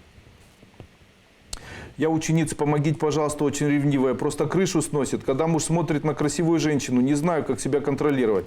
Когда остываю разумом, понимаю, что он может смотреть, как на всех людей, даже они могут нравиться. Но куда это происходит где-то на улице, даже по телевизору, у меня переворачивает. Сама понимаешь, что смешно. Нет. Пытаюсь как-то бороться с этим, понимаю, что сама не могу справиться. Я сегодня давал вам вот такую уникальную практику.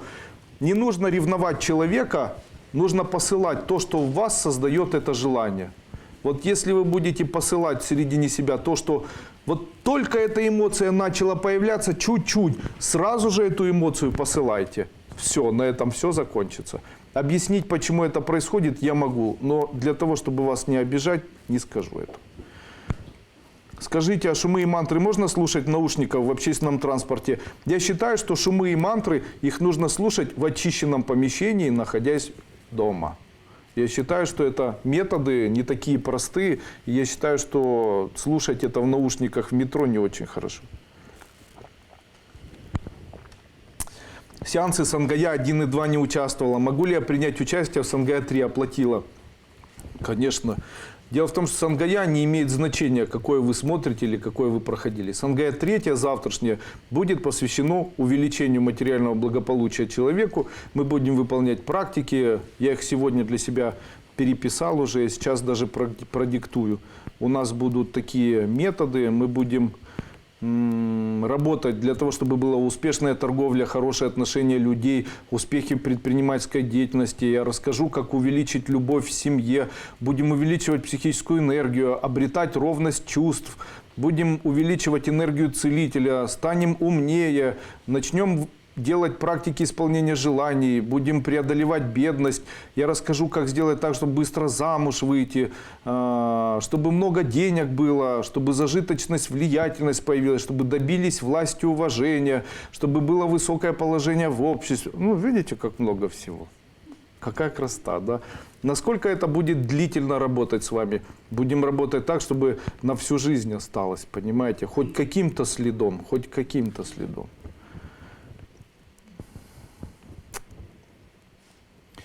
Андрей Андреевич, есть ли методы для победы ребенка в спорте? Я вам хочу сказать, что в случае, если человек ставит ставки на своего ребенка, то я могу сказать, что это является очень неприятным для самого ребенка. В моей жизни была такая история. Я начал очень хорошо, почему-то начал очень хорошо играть на трубе. После этого играть на баяне, это было в молодые школьные возрасты, в молодом школьном возрасте. И я расскажу сейчас, как я бросил. То есть в тот момент, когда кто-то из близких начал говорить, что на мне можно зарабатывать, и давай будем зарабатывать, и давай ты, то тогда я начал чувствовать, что я не хочу этого делать. Почему? Хочешь зарабатывать, иди сам зарабатывать. А так получается, ты будешь нашим рабом. У меня была история такая со знаменитым мальчиком таким, его Вадим зовут. Его отец всю жизнь мечтал, что он станет знаменитым чемпионом в теннисе. Что он станет очень знаменитым чемпионом в теннисе. Так вот, он вкладывал очень большие деньги, работал только для этого мальчика. Отца зовут Тимур. Он очень много вкладывал в этого мальчика, старался, чтобы этот мальчик выступал на всех соревнованиях, чтобы все было вот очень-очень там хорошо. Чем это все закончилось? Тимур не захотел выступать, он специально не приходил на тренировки, он специально начал много кушать, он начал скрываться, пить алкоголь. И потом очень долгое время, ну не Тимур, а вот этот Володя или Валик его звали, со своим отцом Тимуром, перестал общаться с отцом. Почему? А потом я у этого мужчины спрашиваю, что тебе? Он говорит, да я на него поставил целую жизнь, я хотел, чтобы он говорит, я квартиры не покупал, вкладывал в него, я машины себе не покупал, вкладывал в него. Он самый лучший мой проект. Я говорю, он ребенок, друг мой, он ребенок. Ты забрал у этого ребенка детство. Он имел право иметь свой уголок, он имел право играться в кубики, он имел право отдыхать, он имел право, он должен был чувствовать, что он ребенок. Он не должен был чувствовать, что ты его раб вообще. После этого что произошло у этого мальчика? Он включил протест. Почему? Я не хочу для отца зарабатывать деньги. Я не хочу отцу строить. Мне не хочется, чтобы отец... Я не хочу быть продуктом своего отца. Понимаете? Я хочу быть своим персональным продуктом. Я сам себя хочу создать. Естественно, когда вот там... Почему ребенок не может в спорте получить там что-то? Потому что, скорее всего, вы ставите ставки на этого ребенка. Это противно. Вы у ребенка спросите, он хочет этого или нет. Я когда хотел, то я получал все. А так человек говорит, вот у меня одна женщина мне все время пишет, не может сдать КМС, не может сдать, никто не хочет, я буду судиться, я всех накажу. Что это такое вообще? Как не стыдно? Все сдают, все нормально, а здесь прямо вот супер требования к этому ребенку. И зал не такой, и дети не такие. У меня история есть о Жене, я когда-то рассказывал. Женя петь не умел. 1,50 м ростом был и страшный такой. Так мама всю жизнь мечтала быть певицей. После этого решила, что Женю сделает обязательно великим певцом. Тенором, как там в детстве включала ему видео, там, где выступал Люча на повороте. Когда он вырос, он поступил в консерваторию за деньги. Поступил в консерваторию за деньги. После того, когда в консерваторию поступил, отучился за деньги. Потом, когда отучился за деньги, получилось, что Женя петь не умеет, а консерваторию закончил. После этого его на работу никуда не берут. И пришло вот такое несчастье к нам в офис. И говорит, я вам сейчас пою. Я пою, как Луча на повороте. И после этого здесь валал, как теленок, знаете. И люди, которые сидели, не могли поверить. Это твой у нас песней зовется. И он говорит, я ему говорю, Жень, ты, конечно, не обижайся, вот то, что я тебе это скажу. Но я могу тебе сказать, что то, что ты учился 5 лет в консерватории, тебе не нужно было этого делать. Потому что я знаю людей, которые поют в караоке после 250 граммов там, принятого алкоголя лучше, чем ты сейчас спел перед нами. После 5 лет бесконечных тренировок.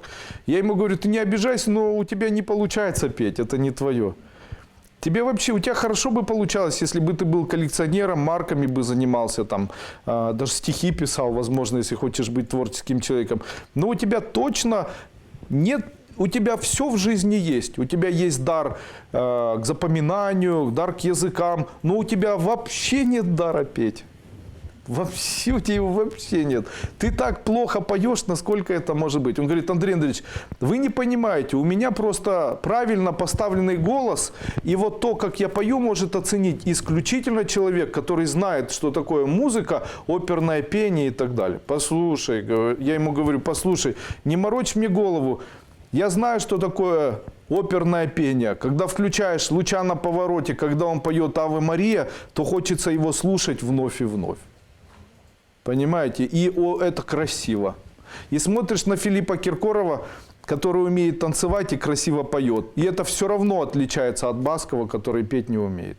Понимаете? То есть все равно, ну, у каждого, наверное, свои какие-то вкусы, да, тем не менее, могу сказать, что все равно, как ни крути, голос либо слышен, либо нет. Но вы понимаете, я как говорил раньше, что я не могу слушать рюмка водки на столе, как его, Лепса, да. И я как считал, что этот человек не умеет петь, я так и считаю, понимаете. Тем не менее, я могу сказать, что у Лепса хотя бы харизма есть, знаете. Ну, там харизма есть какая-то, он там дергается как-то очень смешно. А вот у этого даже харизмы не было, понимаете. Я когда-то говорил на первой ступени, я хоть идиот, зато у меня хоть харизма есть, понимаете. А у него ни голоса, ни харизмы не было. Но мама все время говорила, что он может петь. Но мама говорила, что он может быть великим. Но мама говорила. И вы знаете, он очень плохо закончил. Психбольницей. После этого психбольница снова, вновь повторилась. И это много лет длится, представляете. И вот он, Андрей Андреевич, нужно встретиться, я в студии работаю. В студии проработал 2 месяца. После этого, Андрей Андреевич, мне не везет. Ну что ж такое, я уже и в студии свой альбом записал. И маму привез, и мама уже не такой голос. Да нету уже ни голоса. Я ей говорю, вы что, не слышите, что уже нет голоса? У него нет голоса, он на пианино играть не умеет, он не знает, что такое сольфеджио, и у него ко всему еще и слуха нет, как назло. Я говорю, это, знаете, мама его толкает, а у него не получается. И мама такая настырная, знаете, вот хочет она, чтобы он был луча на повороте, и все. И все, она запутала человека и сделала в итоге этого человека очень несчастным, прям очень несчастным. Ну и зачем это нужно было этому несчастному Жене, вы представляете? Я когда-то написал, в случае, если вы хотите какую-то вещь, то нужно спросить у этой вещи, хочет ли она, чтобы вы ею владели. Это я сказал не столько о вещи, а сколько о людях. Серьезно, вот когда-то на этой неделе или на прошлой неделе пришла молодая женщина и говорит мне, вот она сидит очень неухоженная, плохое лицо, плохие зубы, ненакрашенные губы, обгрызенные губы, плохие ногти, плохая одежда, штаны порванные, плохой запах от нее, волосы неухоженные. И я хочу, чтобы, вот у меня есть мужчина, он сейчас от меня ушел, он меня любит, и я бы хотела, чтобы он со мной жил. И я очень хочу, он мне очень нравится, я хочу. Я говорю, а он хочет? Он сам не знает, что он хочет. Я говорю, вы сейчас себя ведете как человек, который вот хочет, и ему все равно, хочет тот человек или нет. А он не хочет, ему не нравится то, что она неухоженная такая. Я ей говорю, вы когда-нибудь пробовали губы красить? Она говорит, я вообще к этому отношусь риторически. Я думаю, кому я должна понравиться, тому понравлюсь. Будет, знаете, как с женой Луценко. Ой, что я говорю? Вот меня заносит. Почему? Потому что сначала красивых выбирали отличники, потом красивых выбирали из политехнических институтов, потом уже остались более-менее некрасивые, их выбрали военные, и потом самых некрасивых выбрали милиционеры, понимаете? А потом стали генеральными прокурорами. Ладно, нельзя этого говорить. Я говорю не о генеральном прокуроре Юрии Луценко, я говорю о Валерии Луценко, не генеральном прокуроре из Молдавии. И его не генерально-прокурорской жене. И это не Луценко, не Луценко. Также, когда я говорил о Надежде Савченко, я не говорил о Савченко из Украины, я говорил о Надежде Константиновны Савченко, проживающей в городе Татарбунары. И когда я говорил «Верховная Рада», я не говорил о Верховной Раде, я говорил вообще не о Верховной Раде. Это как бы было то, что я сказал, но это не так. В общем, у меня справка.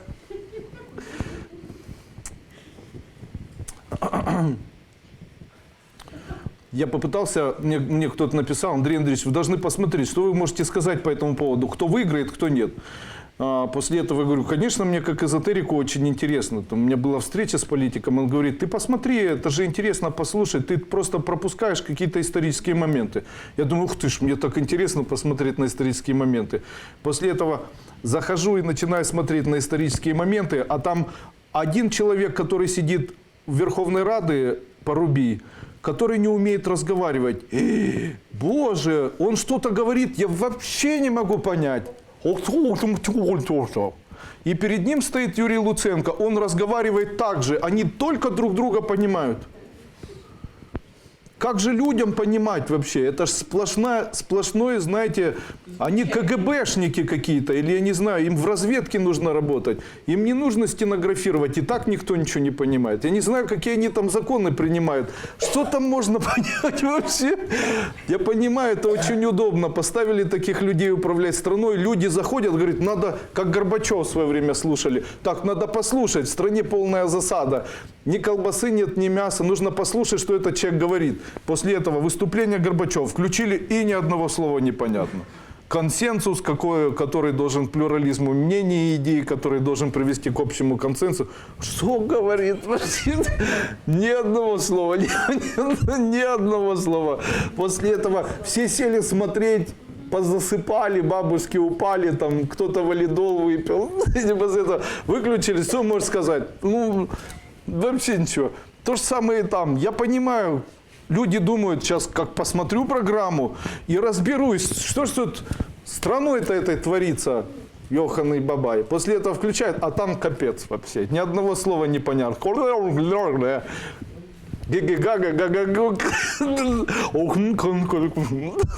Туда нужно еще одного человека поставить. Его там не хватает. Владимира Кличко. Надо запретить вечерний квартал и сделать программу, которая бы называлась Луценко, Парубий, Кличко. ЛПК. Я не говорю о наших политиках, я говорю совершенно о других людях, проживающих в городе Тернополь. Будет посвящение второй ступени. Так, сегодняшний вебинар спрячем. Ученица вашей школы. Занимаясь год, жизнь поменялась в лучшую сторону. Материальный достаток вырос. На работе выиграла путевку в Аргентину. Ух ты ж. Через 2 недели уезжаю. Сегодня также на работе выиграла iPhone 7 за хорошие продажи. Стала увереннее в себе благодаря практикам и философии. Осталось разобраться с личной жизнью, и все будет супер. Сегодня вы хотели поговорить об отношениях между мужчиной и женщиной. Пожалуйста, уделите этому времени. Спасибо, удачи и здоровья всем. Хорошо. Итак, все-таки продолжим. А то мы ушли.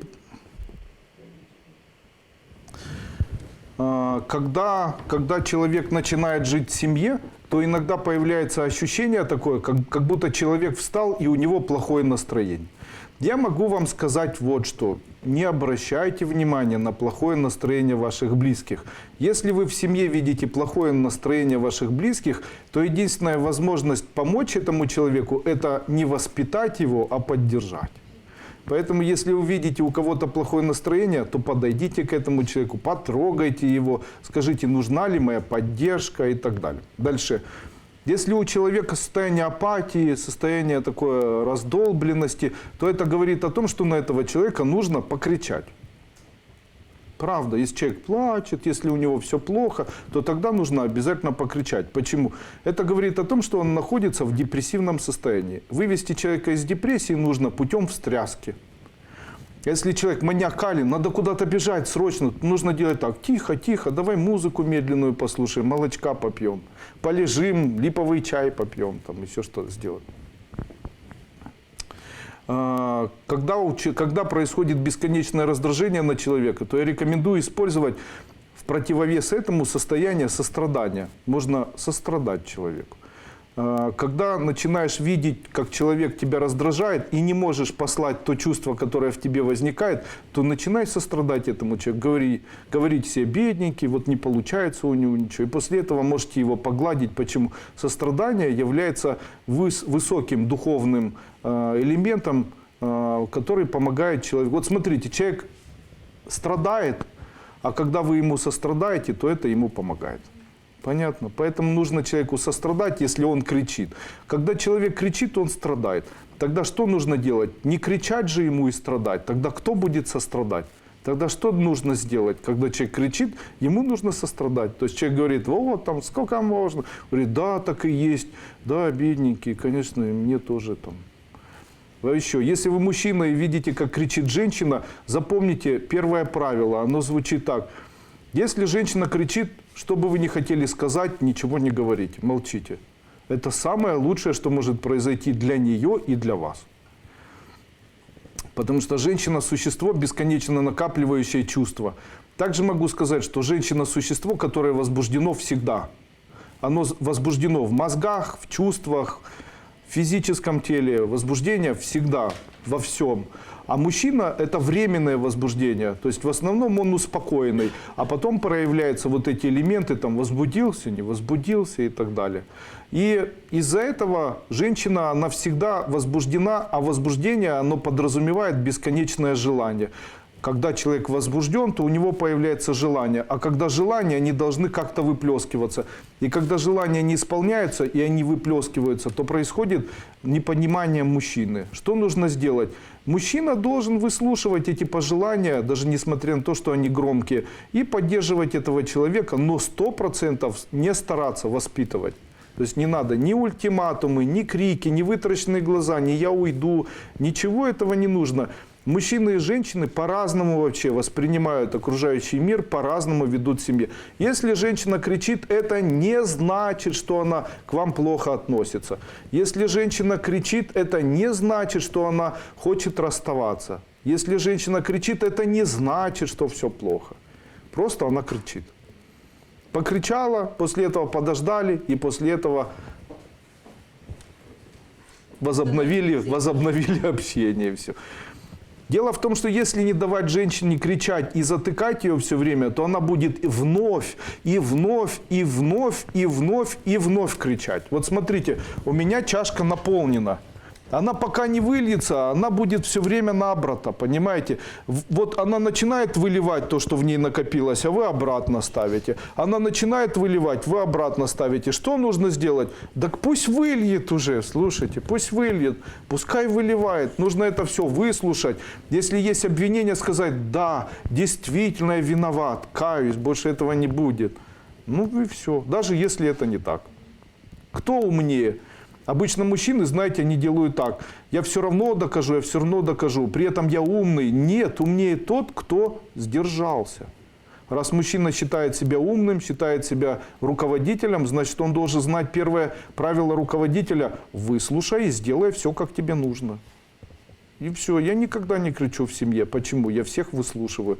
Я несколько раз выслушал вот в своей жизни, и после этого это все закончилось. Почему? Когда выслушал, после этого поддержал, после этого договорился, и после этого на этом все закончилось. Все это называется, как говорил Михаил Сергеевич Горбачев, мы все вместе пришли к плюрализму мнений. И теперь у нас не будет никогда возникать очаги напряженности. Ах, вот где собака порылась, да? Андрей Андреевич, расскажите, пожалуйста, практику для выигрыша в суде по возмещению убытков. Очень навредила мою машину при эвакуации. Работают как вандалы. Есть видеозапись. Подала в суд на штрафстоянку, которая под покровительством прокурорских. В ситуации попала в соседние области. Местные люди стараются с ними не связываться, а я решила попробовать. Значит, для того, чтобы выиграть в суде, нужно утром читать мантру «Дода» на вдохе, а «Хи» на выдохе. Дода-хи. Дода-хи.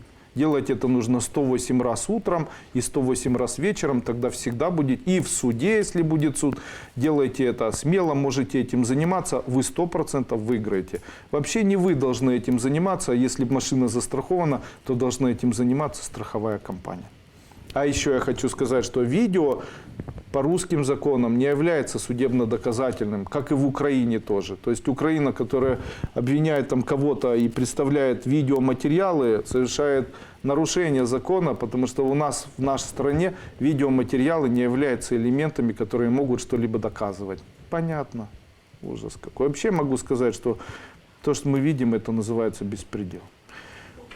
Скажите, пожалуйста, чем мне стоит заниматься в жизни, чтобы денег было достаточно много и нравилась работа? А вы хотите услышать то, что я вам скажу? Читайте. Нет, говорю вам серьезно, чем мне заниматься? Я могу вам сказать, если вы услышите меня, то все изменится. Если вы не знаете, чем вам заниматься, открывайте сайт, который называется Кубру. Выбираете книги по маркетингу, по бизнесу, по отношению, психологии и так далее. Открывайте все книги подряд и начинаете читать. Вот сейчас идет суббота-воскресенье. Надоела одна книга, перелистайте ее вперед. Надоело читать, переходите к другой. Читайте другую, надоело, пойдите поешьте, ложитесь и снова читайте. Я вам обещаю, что вы найдете то, что вам нравится. Найти это возможно, и найти это нельзя в видео, нужно это найти в книгах. Любое обучение есть сейчас в книгах. Книги – это то, что делает человека умным. Почему? В отличие от фильмов, где человек не включает свои синаптические связи, во время того, когда человек читает, у него очень работают синаптические связи. Они объединяют идеи, и после этого появляется некая электрическая паутина в голове. Чем толще такая паутина, тем человек умнее. Чем больше ума у человека, тем больше возможностей в дальнейшем этому человеку реализоваться. Понимаете, я не говорю ум в чем-то одном, я говорю об общем состоянии ума.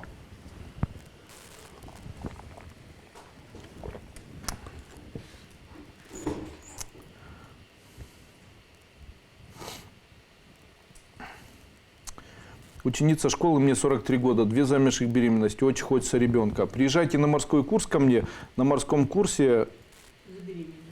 Не забеременеть, а на морском курсе можно было бы попросить у меня сделать этот обряд, и я его проведу бесплатно. Почему сейчас я практически ни с кем не общаюсь? Я не общаюсь ни с кем, потому что в нашей школе количество участников этой школы выросло просто до каких-то астрономических цифр. Это связано с тем, сейчас практически нет ни одного дня, чтобы я вышел на улицу и кто-то со мной не поздоровался. Вот сегодня я был в Цитрусе, со мной здоровались. В метро я заходил, не ездил по метро, а в магазин метро. В магазине со мной здоровались. После этого зашел там, где продают эти тарелки, со мной здоровались. Когда бы я ни зашел в Макдональдс, обязательно находится кто-то, кто мимо проходит, говорит «здрасте». Понимаете, то есть нет практически, когда я езжу в Новос, обязательно 2-3 человека находятся, которые здороваются. Я летел в самолете в Египет, и когда зашел в аэропорт, начали люди здороваться. Когда проходил таможенный контроль, тетенька рядом стояла, а мы ваши ученики, Андрей Андреевич. Я говорю, здрасте. А вы нас не знаете, а мы вас знаем. А потом, когда летел уже в самолете в Египет, то проходила мимо женщина, говорит, вы тот самый? Я говорю, тот самый. Ага. Вы это? Я говорю, да. А вы тот? Я говорю, тот. После этого написала она во время вебинара, Андрей Андреевич, я с вами в самолете летела и так далее. То есть количество людей, которые пользуются, или резонанс, который есть вокруг нашей школы, он очень широкий и он очень такой объемный. Количество людей, которые слышали об этом, но которые не слышали об этом, их становятся практически единицы. То есть есть люди, которые слышали, но не знают ничего об этом, а это уже элемент резонанса. Понимаете? То есть в нашей тусовке, так можно назвать, допустим, в тусовке эзотерической, я единственный человек, который популяризирует это как знание.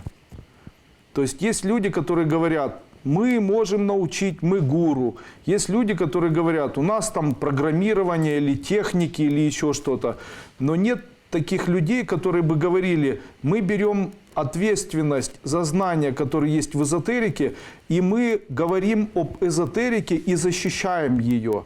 Нет ни одного человека, который бы объявил себя на сегодняшний день эзотериком. Есть люди, которые говорят, я философ. Есть человек, который говорит психолог. А я тот человек, который в своей жизни сделает все для того, чтобы были люди, которые будут говорить, а я маг или я эзотерик. Я популяризирую именно это. Я популяризирую магию и эзотерику. Вы представляете? И я делаю все для того, чтобы это было очень эффективно и очень ярко выражено. Именно популяризация эзотерики как отдельной культуры – это то, что я делаю. При этом Я не совершаю ошибок, я не говорю, что я ордена Ленина, Дружбы Красного Знамени гуру, или наша школа самая лучшая и так далее. Я пытаюсь сказать о том, что существует целая наука, существует целая культура, существует целое общество. Это общество, оно объединено идеями эзотерики. И оно есть. То есть это не сугубо один гуру, это не сугубо секта, это не сугубо поклонение чему-то. Это эзотерика.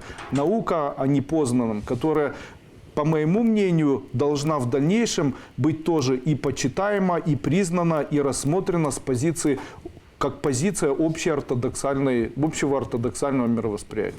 При этом я решил объединить или забрать достижения философии, которая считает, что философия может помочь человеку или может объяснить там ответы на какие-то вопросы. Философия без эзотерики не работает.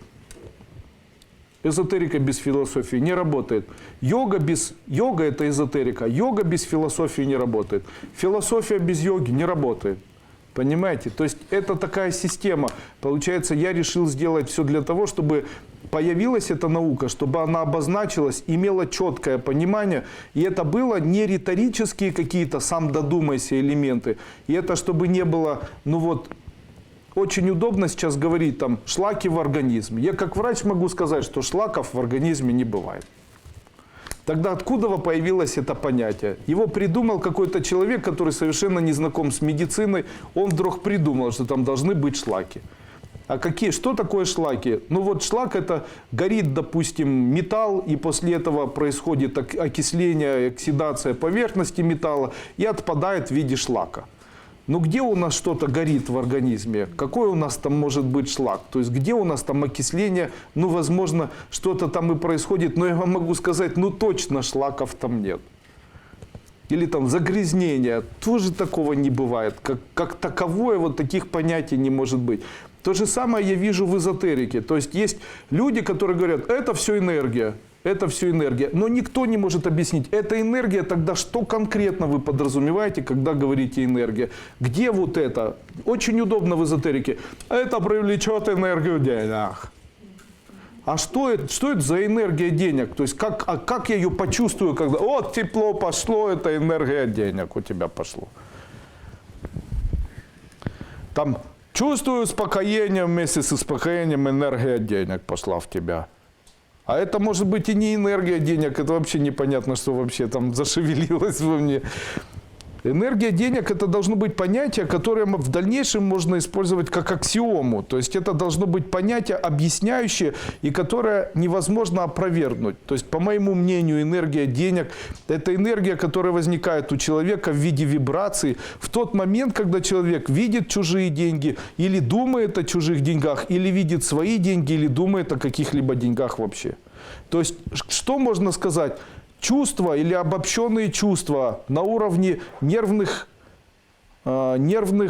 выделения нейромедиаторов, в виде каких-то процессов, гормональных всплесков или отсутствия их в теле, в виде какого-то особенного электричества в теле.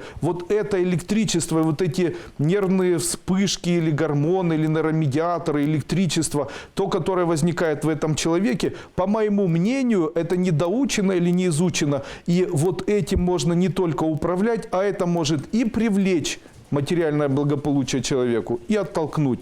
Можно ли сказать, что это концептуально в таком виде? Конечно. То есть, когда ты это начинаешь понимать, то после этого можешь человеку объяснить. Человек говорит, я начинаю читать мантру денег, но при этом стал злым. Конечно, потому что ты работаешь с энергией денег, а энергия денег – это те чувства, которые возникают у тебя в тот момент, когда ты начинаешь думать о деньгах, считать их или там что-то с ними. Тогда что нужно сделать?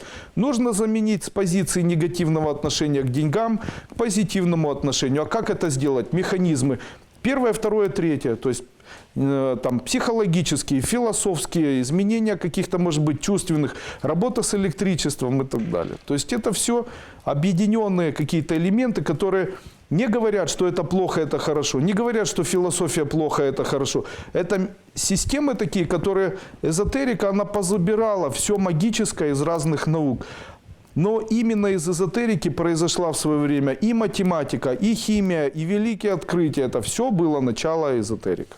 Представляете? Все было именно там. Она мать всех матерей. Она сейчас управляет миром. И для меня, моей целью жизненной является даже не доказательство, а является утверждение и создание вот такого образа эзотерики, а также образ понимающего человека, который может назвать себя эзотериком, человека, который может тихонечко создать себе свою судьбу, свой социум, свою жизнь, свой мир, и при этом этот человек может доказать, что ему не обязательно сражаться, очень много работать, очень много там добиваться чего-то. Это я передаю в виде вот этих философских концепций и своей первой-седьмой ступени. Понятно? Скажите, пожалуйста, завтрашнее СНГЯ можно оплатить, а посмотреть записи можно? Очень хочется присутствовать, но я в это время работаю. Можно, его можно в дальнейшем в этой записи и смотреть, а также можно будет вместе со мной работать. Завтра у нас суббота. Вот то, как я занимаюсь в субботу, вы увидите, проходя вместе со мной СНГ. Я буду это делать дома, сяду там на кухне, поставлю ноутбук, и вы сможете увидеть, как я занимаюсь прямо у себя на кухне эзотерическими практиками. Понятно? Там возьму на руки розу. А если с мужем не разведена, но совместно не проживаем больше 20 лет, можно делать практики на замужество? Можно. Несопожертвование. Чем не стоит заниматься в жизни, чтобы денег было достаточно много и появилась хорошая работа? Все, что связано с полотнами и нитями.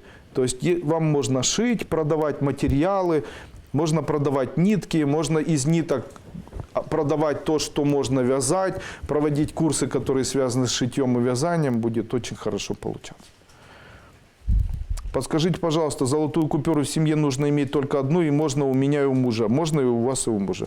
Есть ли ритуал, чтобы вовремя подписали мужу документы? Есть ритуал. Дело в том, что я не провожу вебинары с целью дарить или рассказывать ритуалы. У нас это все есть во время того, когда я провожу вот такие вот платные вебинары. Платные вебинары, они выглядят так. Эзотерика для бизнеса. Там я рассказываю, как подписать документы, как подписать вовремя документы, как сделать так, чтобы там деньги были, какие обряды существуют, их там сотни. Понимаете? Ну, так не пойдет. Так не пойдет. Я не хочу этого делать. То есть я не тот человек, который дает советы, как изменить свою судьбу во время пятничных бесплатных вебинаров. Сегодня будет посвящение, посмотрим сейчас. Здравствуйте, ученица школы. Уже 8 часов. Да вы что? Ученица школы, скажите, пожалуйста, знаков из дерева нужно тоже зарядить, как знаки на бумаге? Нет, знаки, которые на дереве, заряжать не нужно. Я с этими всеми символами провожу отдельные ритуалы сам.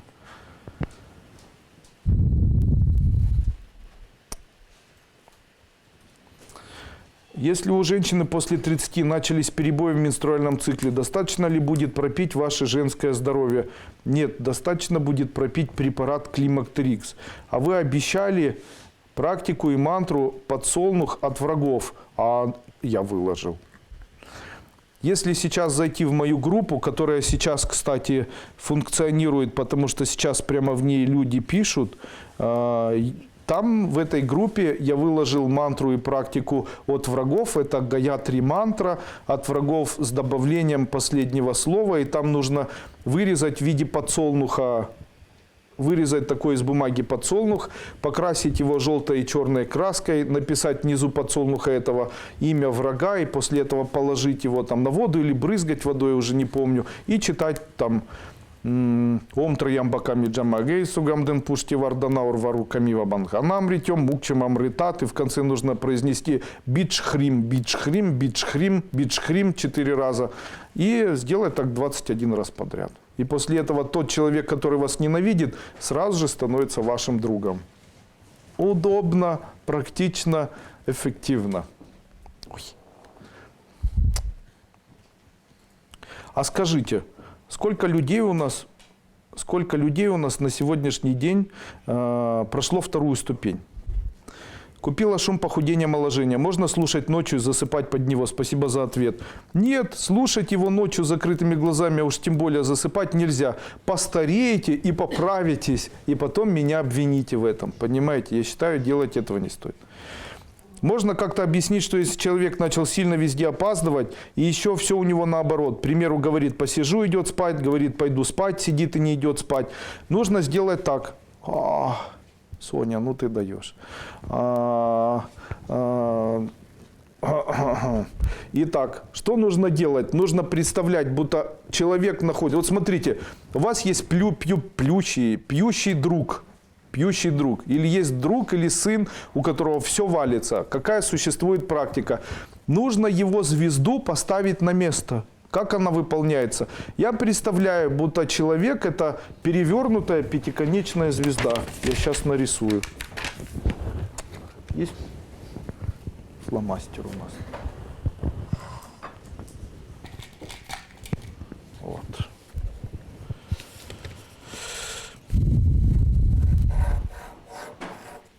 Соня, у тебя нет фломастера, зайка? Ага, что звезду нарисовать? Вот, давай. Спасибо большое.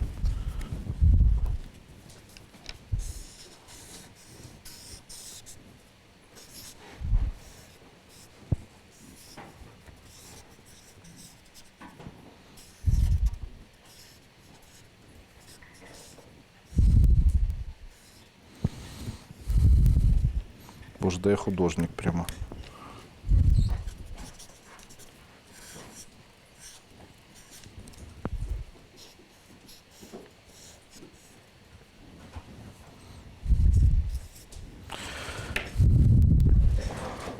О. Это человечек. В левой руке он держит папиросу, а в правой бутылку. А в нем, видите, перевернутая пятиконечная звезда. Вот смотрите, что бы он ни делал, эта пятиконечная звезда куда-нибудь падает. Видите, она то влево упадет, то вправо упадет. То есть она не может найти. И она вот то сюда упадет, вот так стоит криво. Потом сюда упадет, стоит криво. И получается, у человека все происходит не так. Что нужно сделать? Нужно выполнять практику. Представлять, будто человек находится в круге, запечатывать его со словами «Омахум хахухри» и представлять, будто вы эту звезду, которая в нем перевернута, с концом вниз берете рукой и делаете вот такой полный переворот на 380 градусов, чтобы звезда была такой, видите, вот такой. Чтобы звезда была жесткой, чтобы она стояла на двух этих вещах или на двух своих вот этих углах. Таким образом, когда звезда перевернута, это жизнь несчастная. После этого делайте вдох, обвели человека и поставили звезду правильно, и после этого сделали вновь запечатывание. Делайте 2 раза в день, человек начнет становиться нормальным. Алкоголик бросит пить, человек, которому не везет, этому человеку начнет везти. Но хочу вам сказать, если вы это делаете близким, можно. Вы при этом будете тратить психическую энергию в большом количестве. Не забывайте выполнять практику, когда человек делает так, смеется специально, то есть сидит вот так, делает так, и после... То есть делайте вот так, находите возможность хоть немножечко как-то находить вот этот потенциал радости. Если вы это будете делать, то тогда у вас все получится. Я жду посвящения, жду посвящения, жду посвящения, жду.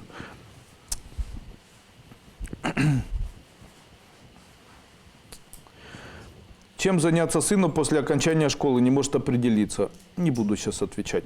Получила в подарок золотую 100-долларовую купюру, брат привез из Египта. Должна ли ее заряжать? Нет, положите в кошелек, носите. Прошла, поймала ссылку, спасибо. Добрый вечер, чем мне нужно заняться? Спасибо за ответ. Вы уже занимаетесь эзотерикой. Итак, давайте, кто прошел 2-ю ступень, поднимает указательный палец правой руки, тебе, Алена, не надо, вам, Таня, тоже не надо, вам, Лесь, тебе тоже не надо. Кто прошел тебе, Саш, тоже не надо. Кто прошел 2-ю ступень, поднимает указательный палец правой руки, ставит вот так вот руку, закрывает глаза. Пусть все люди, которые сегодня участвуют во время вебинара, подключаются ко мне.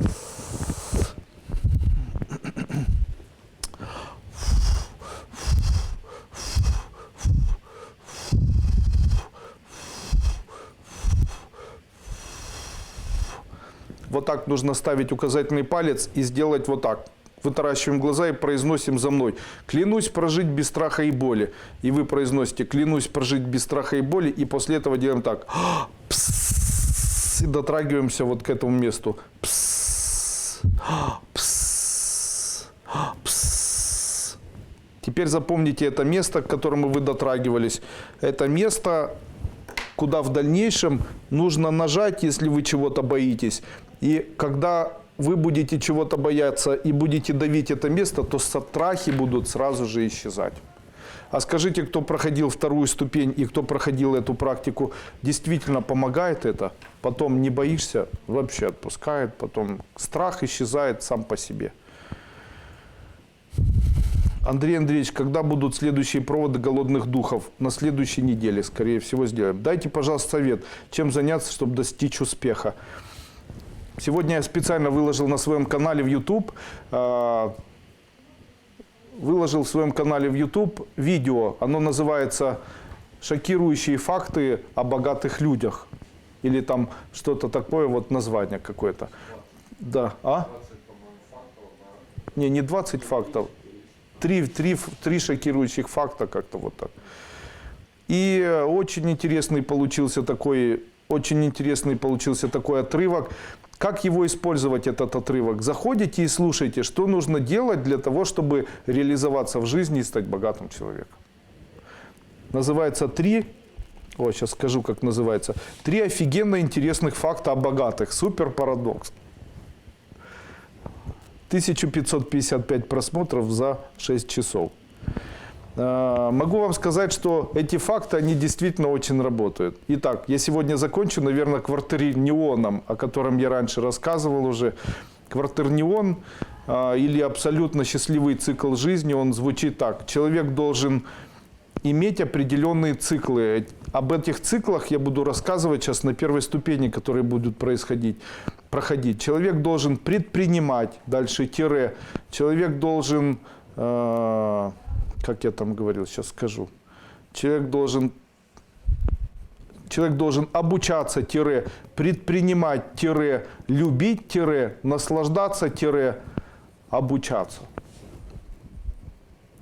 Видите, человек должен обучаться, предпринимать, любить, наслаждаться, обучаться. Таким образом происходит круг. Вот это это развивать у себя состояние доброты. Вот это это развивать у себя состояние доброты.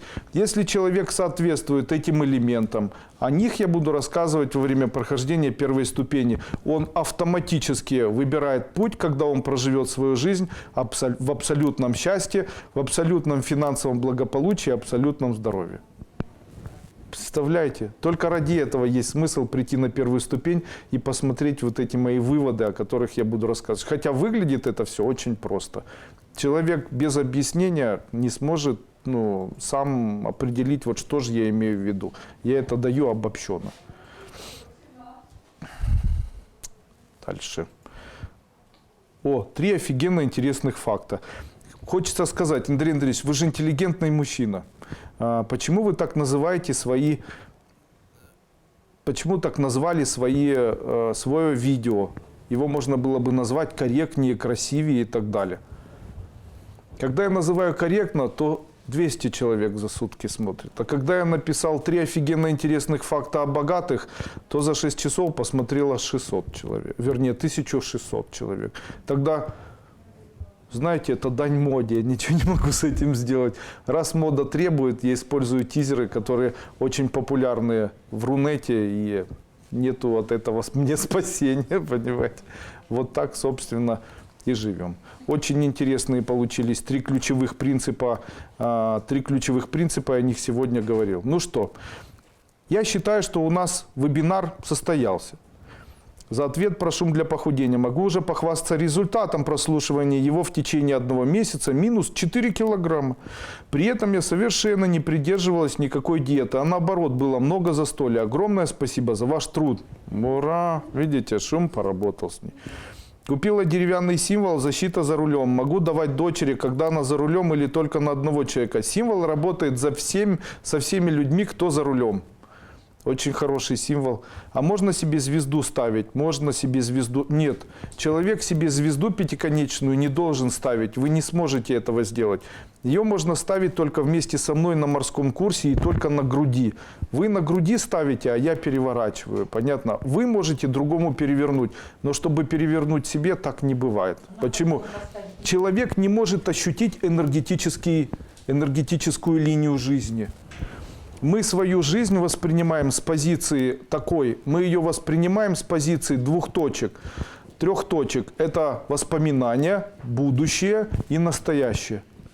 Когда человек долго использует эзотерику, то у него прошлое и будущее, и настоящее становятся одной определенной идеей, которая называется, грубо, объем. Человек, который долго занимается эзотерикой, этот объем длительное время, грубо, проецирует, и после этого он для него становится опорной точкой, на которой он может, грубо, энергетически находиться, и на которой он может опираться. Очень запутано это все для понимания, но я могу сказать, что именно вот на этом месте стоит эта звезда. Именно на этом месте стоит эта звезда. Если у человека есть прошлое, если у человека есть настоящее и будущее, оно есть у каждого человека, то использовать или поставить звезду невозможно. Человек должен очень долгое время рассуждать или нарабатывать идею Адвайты, как бы сделать ее основным принципом своего существования, находясь в этом состоянии постоянно, что для женщины сделать гораздо сложнее, чем для мужчины, так как женщина – это человек, у которого гиперразвиты чувства, а чувства, как я уже говорил, порождают потребности, а потребности порождают страдания, а страдания порождают вновь чувства, а чувства порождают потребности, а потребности порождают страдания, и это цикл женских страданий.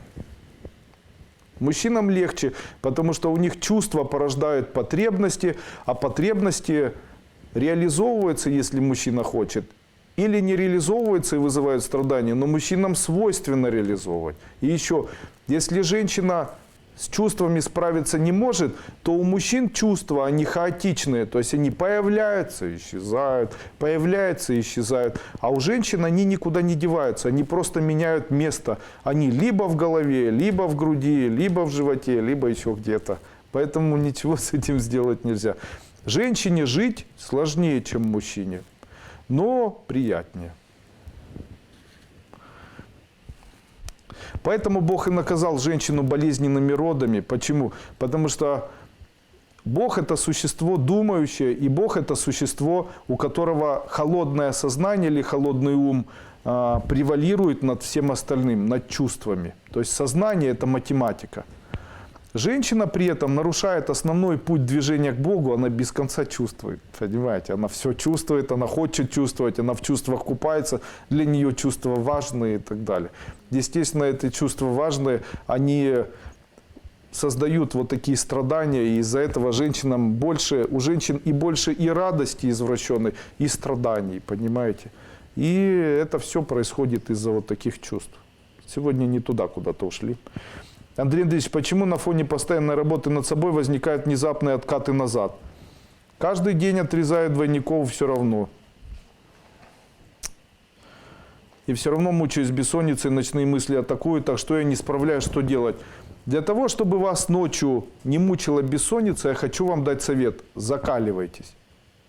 Я говорю это серьезно. Когда вам ночью нужно ложиться спать, идите под холодный душ, засекайте время и лейте себя из-под холодного душа. Я говорю это серьезно, вы мне потом спасибо скажете. Закаливайте себя не снизу вверх, а сверху вниз. То есть холодное на голову, холодное на грудь, холодное на живот. На ноги холодное лить не нужно. На спину холодное лить тоже, как хотите. Таким образом, я вам могу сказать, что вы и спать начнете, и все восстановится. Не двойников надо отрезать. Нужно проводить, будьте здоровы, проводить обряд такой, который назывался, у меня назывался Махабхарата Крия-йога. Да? Помните, когда человек делает вдох, представляя, будто у него холод в голову, а потом выдох со звуком хо, представляя, будто у него вдоль позвоночника горячая энергия стекает в таз. Помните, я рассказывал когда-то Махабхарата Крия или Крия-йога. Нужно заниматься в футбольной секции или это пустая трата времени? Пустая трата времени. Или лучше компьютерные курсы? Лучше компьютерные курсы. Подскажите, вопрос по наследству в нашу сторону, решится в вашу сторону. По отзывам сегодня обещали розыгрыш. Я очень извиняюсь, я действительно обещал. Но мне для того, чтобы сегодня промониторить это, нужно было время. Поэтому я не успел, поэтому розыгрыш откладывается еще на 1 неделю. Я не все видео подготовил, вернее, не все видео промониторил, а помощников у меня нет сейчас, поэтому розыгрыш я разыграю чуть-чуть позже. Скорее всего, на протяжении этой недели я объявлю это у себя в группе в Фейсбуке и на своей странице в Фейсбуке и ВКонтакте. Сегодня расскажете и покажете, как лечить зрение? Нет, нет. Спасибо за вчерашнее целительство. Сосуды в голове реально чувствуются. Вообще после вчерашнего целительства обычно, после целительства обычно человеку ухудшается состояние. Поэтому человек на 2-й день после целительства чувствует себя плохо. И ноги болят, и руки, и поясницы, и голова, там еще что-то. Это значит хорошо. Это значит там, где болит, больше болеть никогда не будет. Пусть уже переболит и забудете об этом. Спасибо большое, пожалуйста. Чем полечить фурункулы в ушах? В одном ухе вскочил, созрел, прорвал, в другом нет. И так 5 раз продолжается. Берите обыкновенный, помните, я рассказывал, молоко закипятили, выдавили сок 2-3 лимонов, отцедили творожок и в ушко туда на этот фурункул прикладывайте. Фурункул не будет зацветать, исчезнет. Если поприкладывать 1 неделю хотя бы, фурункулы в ушах больше появляться никогда не будут. Ребята, кто оплатил Сангаю-2, вам пришло что-нибудь на e-mail? Я оплатила, но ничего не пришло. Обратитесь в службу поддержки. Сделать это необходимо следующим образом. Как им сделать это? Сейчас Евгений напишет.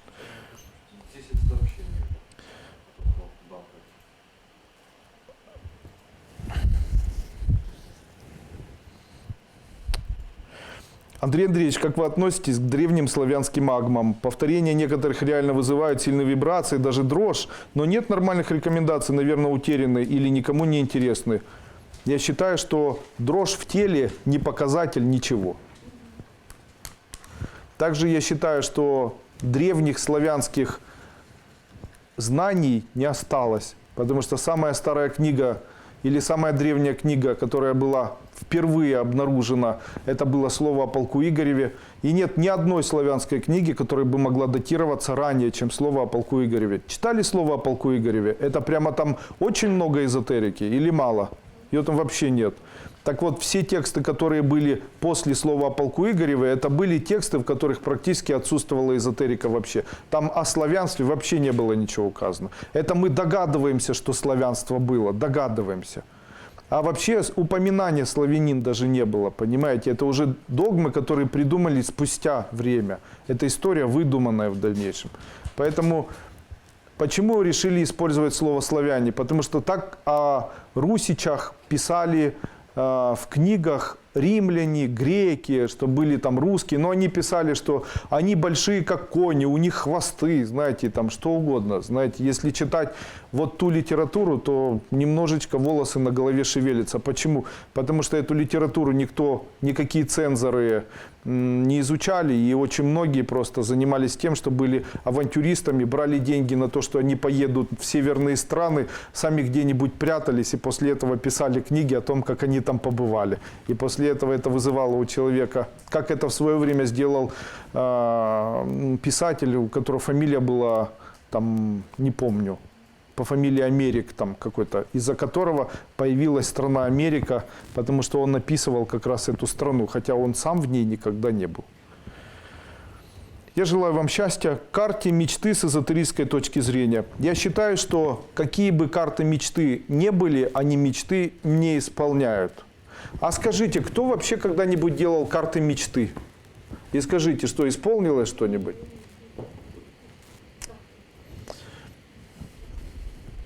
Если бы мечты так легко исполнялись, то тогда у каждого бы они уже исполнились. Но они, по-моему, исполняются только у тех, кому не надо, чтобы они исполнялись, понимаете. Дело в том, что когда человек злой, я представляю, какие он может намечтать мечты. Вот почему обычно мечты исполняются только у очень добрых людей. Поэтому, если вы хотите мечтать и хотите, чтобы ваши мечты исполнялись, будьте добрыми людьми. Быть добрым человеком – это необычайно сложный труд. Быть добрым – это не значит казаться всем хорошим. Быть добрым человеком нужно прежде всего к себе, после этого к тем людям, которые с вами живут, и уже после этого с теми, кто с вами встречается на улице. Это состояние доброты, его нужно в себе развивать. Чем добрее человек становится, тем больше у него шансов в дальнейшем сделать так, чтобы его мечты исполнялись. Все.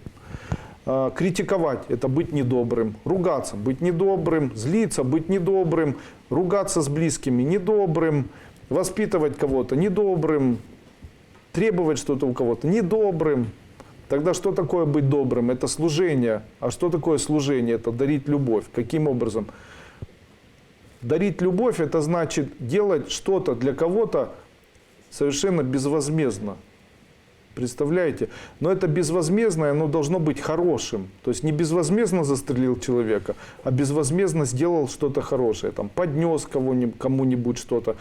Когда просто разговаривает, это не любовь. Когда человек хочет что-то сделать для кого-то безвозмездно, это и есть любовь. Любовь в стране – это желать или делать что-то для страны безвозмездно. Тогда люди, которые говорят, я люблю свою страну, они должны знать, что любить страну можно, если для нее делаешь что-то безвозмездно. Тогда нужно спросить, как можно для всей страны делать что-то безвозмездно? Это же невозможно, правильно? Тогда может ли быть такое понятие, как я люблю свою страну? Как? Я понимаю, безвозмездные народные депутаты совершенно безвозмездно, без зарплаты работают в Верховной Раде. Вот это любовь, вот так они любят свою страну. А все остальные заявления «люблю свою страну» – это глупость. Добрый вечер. Чем можно помочь умирающей женщине, когда у нее боли от пролежней? Везде, по ее мнению, ученица школы даже у вас помощи просила. Помогала на время, спасибо. Внесла пожертвование, спасибо за ответ. Нужно обязательно взять надувной матрас, купить и положить ее сверху на надувной матрас, на шерстяное одеяло. Сверху положить, просто не положить ее на такой надувной матрас. Дальше обязательно каждый день давать ей принимать в ванной с солью, живот при этом смазывать топленым маслом ки или сливочным маслом. Понятно? Ей будет легче. Я знаю, о ком вы говорите. Андрей Андреевич уже отвечал на этот вопрос. Прививки ставить нужно, хотя раньше не поддерживал это. А книги благодарности работает. Книга благодарности работает. И книга благодарности тоже не работает с эзотерической точки зрения, а только ухудшает состояние. Договорю все-таки. Из-за того, что школа стала очень большой и расширилось количество людей, то я начал получать писем даже не в 100, а в 1000 раз больше, чем раньше. Если раньше меня контакт блокировал там, 1 раз там, в месяц, то сейчас мне стоит 2 дня побыть в контакте, чтобы он меня блокировал, понимаете? Почему? Количество людей, которые хотят добавляться в друзья, каждый день не менее 200 человек. А их всего 5000 человек или 10 тысяч можно добавить. Количество писем, которые я получаю, оно огромное, потому что есть очень много видео в интернете, 3500 часов выложено. И когда человек начинает искать, то он обязательно находит или выходит на меня, начинает писать письма. И вы знаете, мне для того, чтобы просто прочитать или даже запомнить о ком-нибудь что-нибудь, практически сделать это невозможно.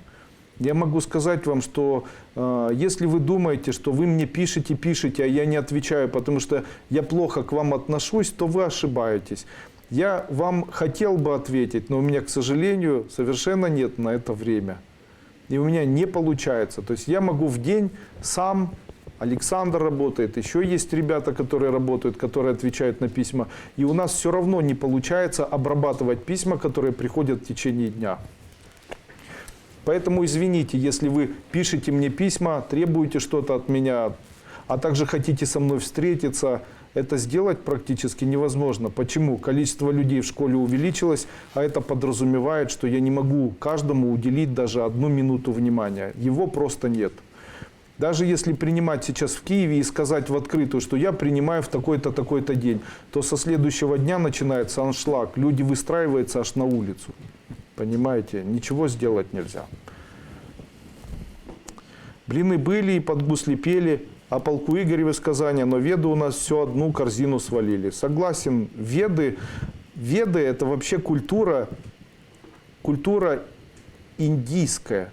Ведическая культура, она основана на 4 основных текстах, которые называются Упанишады. Упанишады – это специальные тексты о самане или шаманские тексты. Тексты о магии, которые передавали жрецы друг другу, где происходит или дается тайный элемент объяснения работы вот с магией, объяснения работы с богами, с духами, название вот этих вот духов и так далее. И вот эти Упанишады, их читать может только человек, которого специально, предварительно обучают понимать Упанишады и читать. Обычный человек в переводе или обычный человек, который найдет на улице эти книги, он ничего из их подчеркнуть не может. Там ничего не понятно, ни одного слова. Там бред сивой кобылы. Читаешь, и ничего не понятно. Как из Огар Яцира, допустим. Читаешь эту книгу, и совершенно ничего не понятно. Как, впрочем, и Талмуд для непосвященного человека является просто грудой, огромное количество информации, которая между собой не соединена ничем. Конечно же, есть такие люди, которые изучают Тору, допустим, там раввины, есть институты Торы. По этим книгам можно предсказывать судьбу, можно предугадывать события, можно что-то делать. И есть там и эзотерика, и она спрятана и так далее. А вы скажите, поэтому такая она сложная, эта практика. Помните часики сознания или часы сознания? Славяне не нация, это как люди верили, молились Богу, можно сказать, религия. Ну, мне все равно. А если опаздывание самой, все сказали, да. Итак, желаю всем успеха, до свидания, будьте здоровы. Выключай.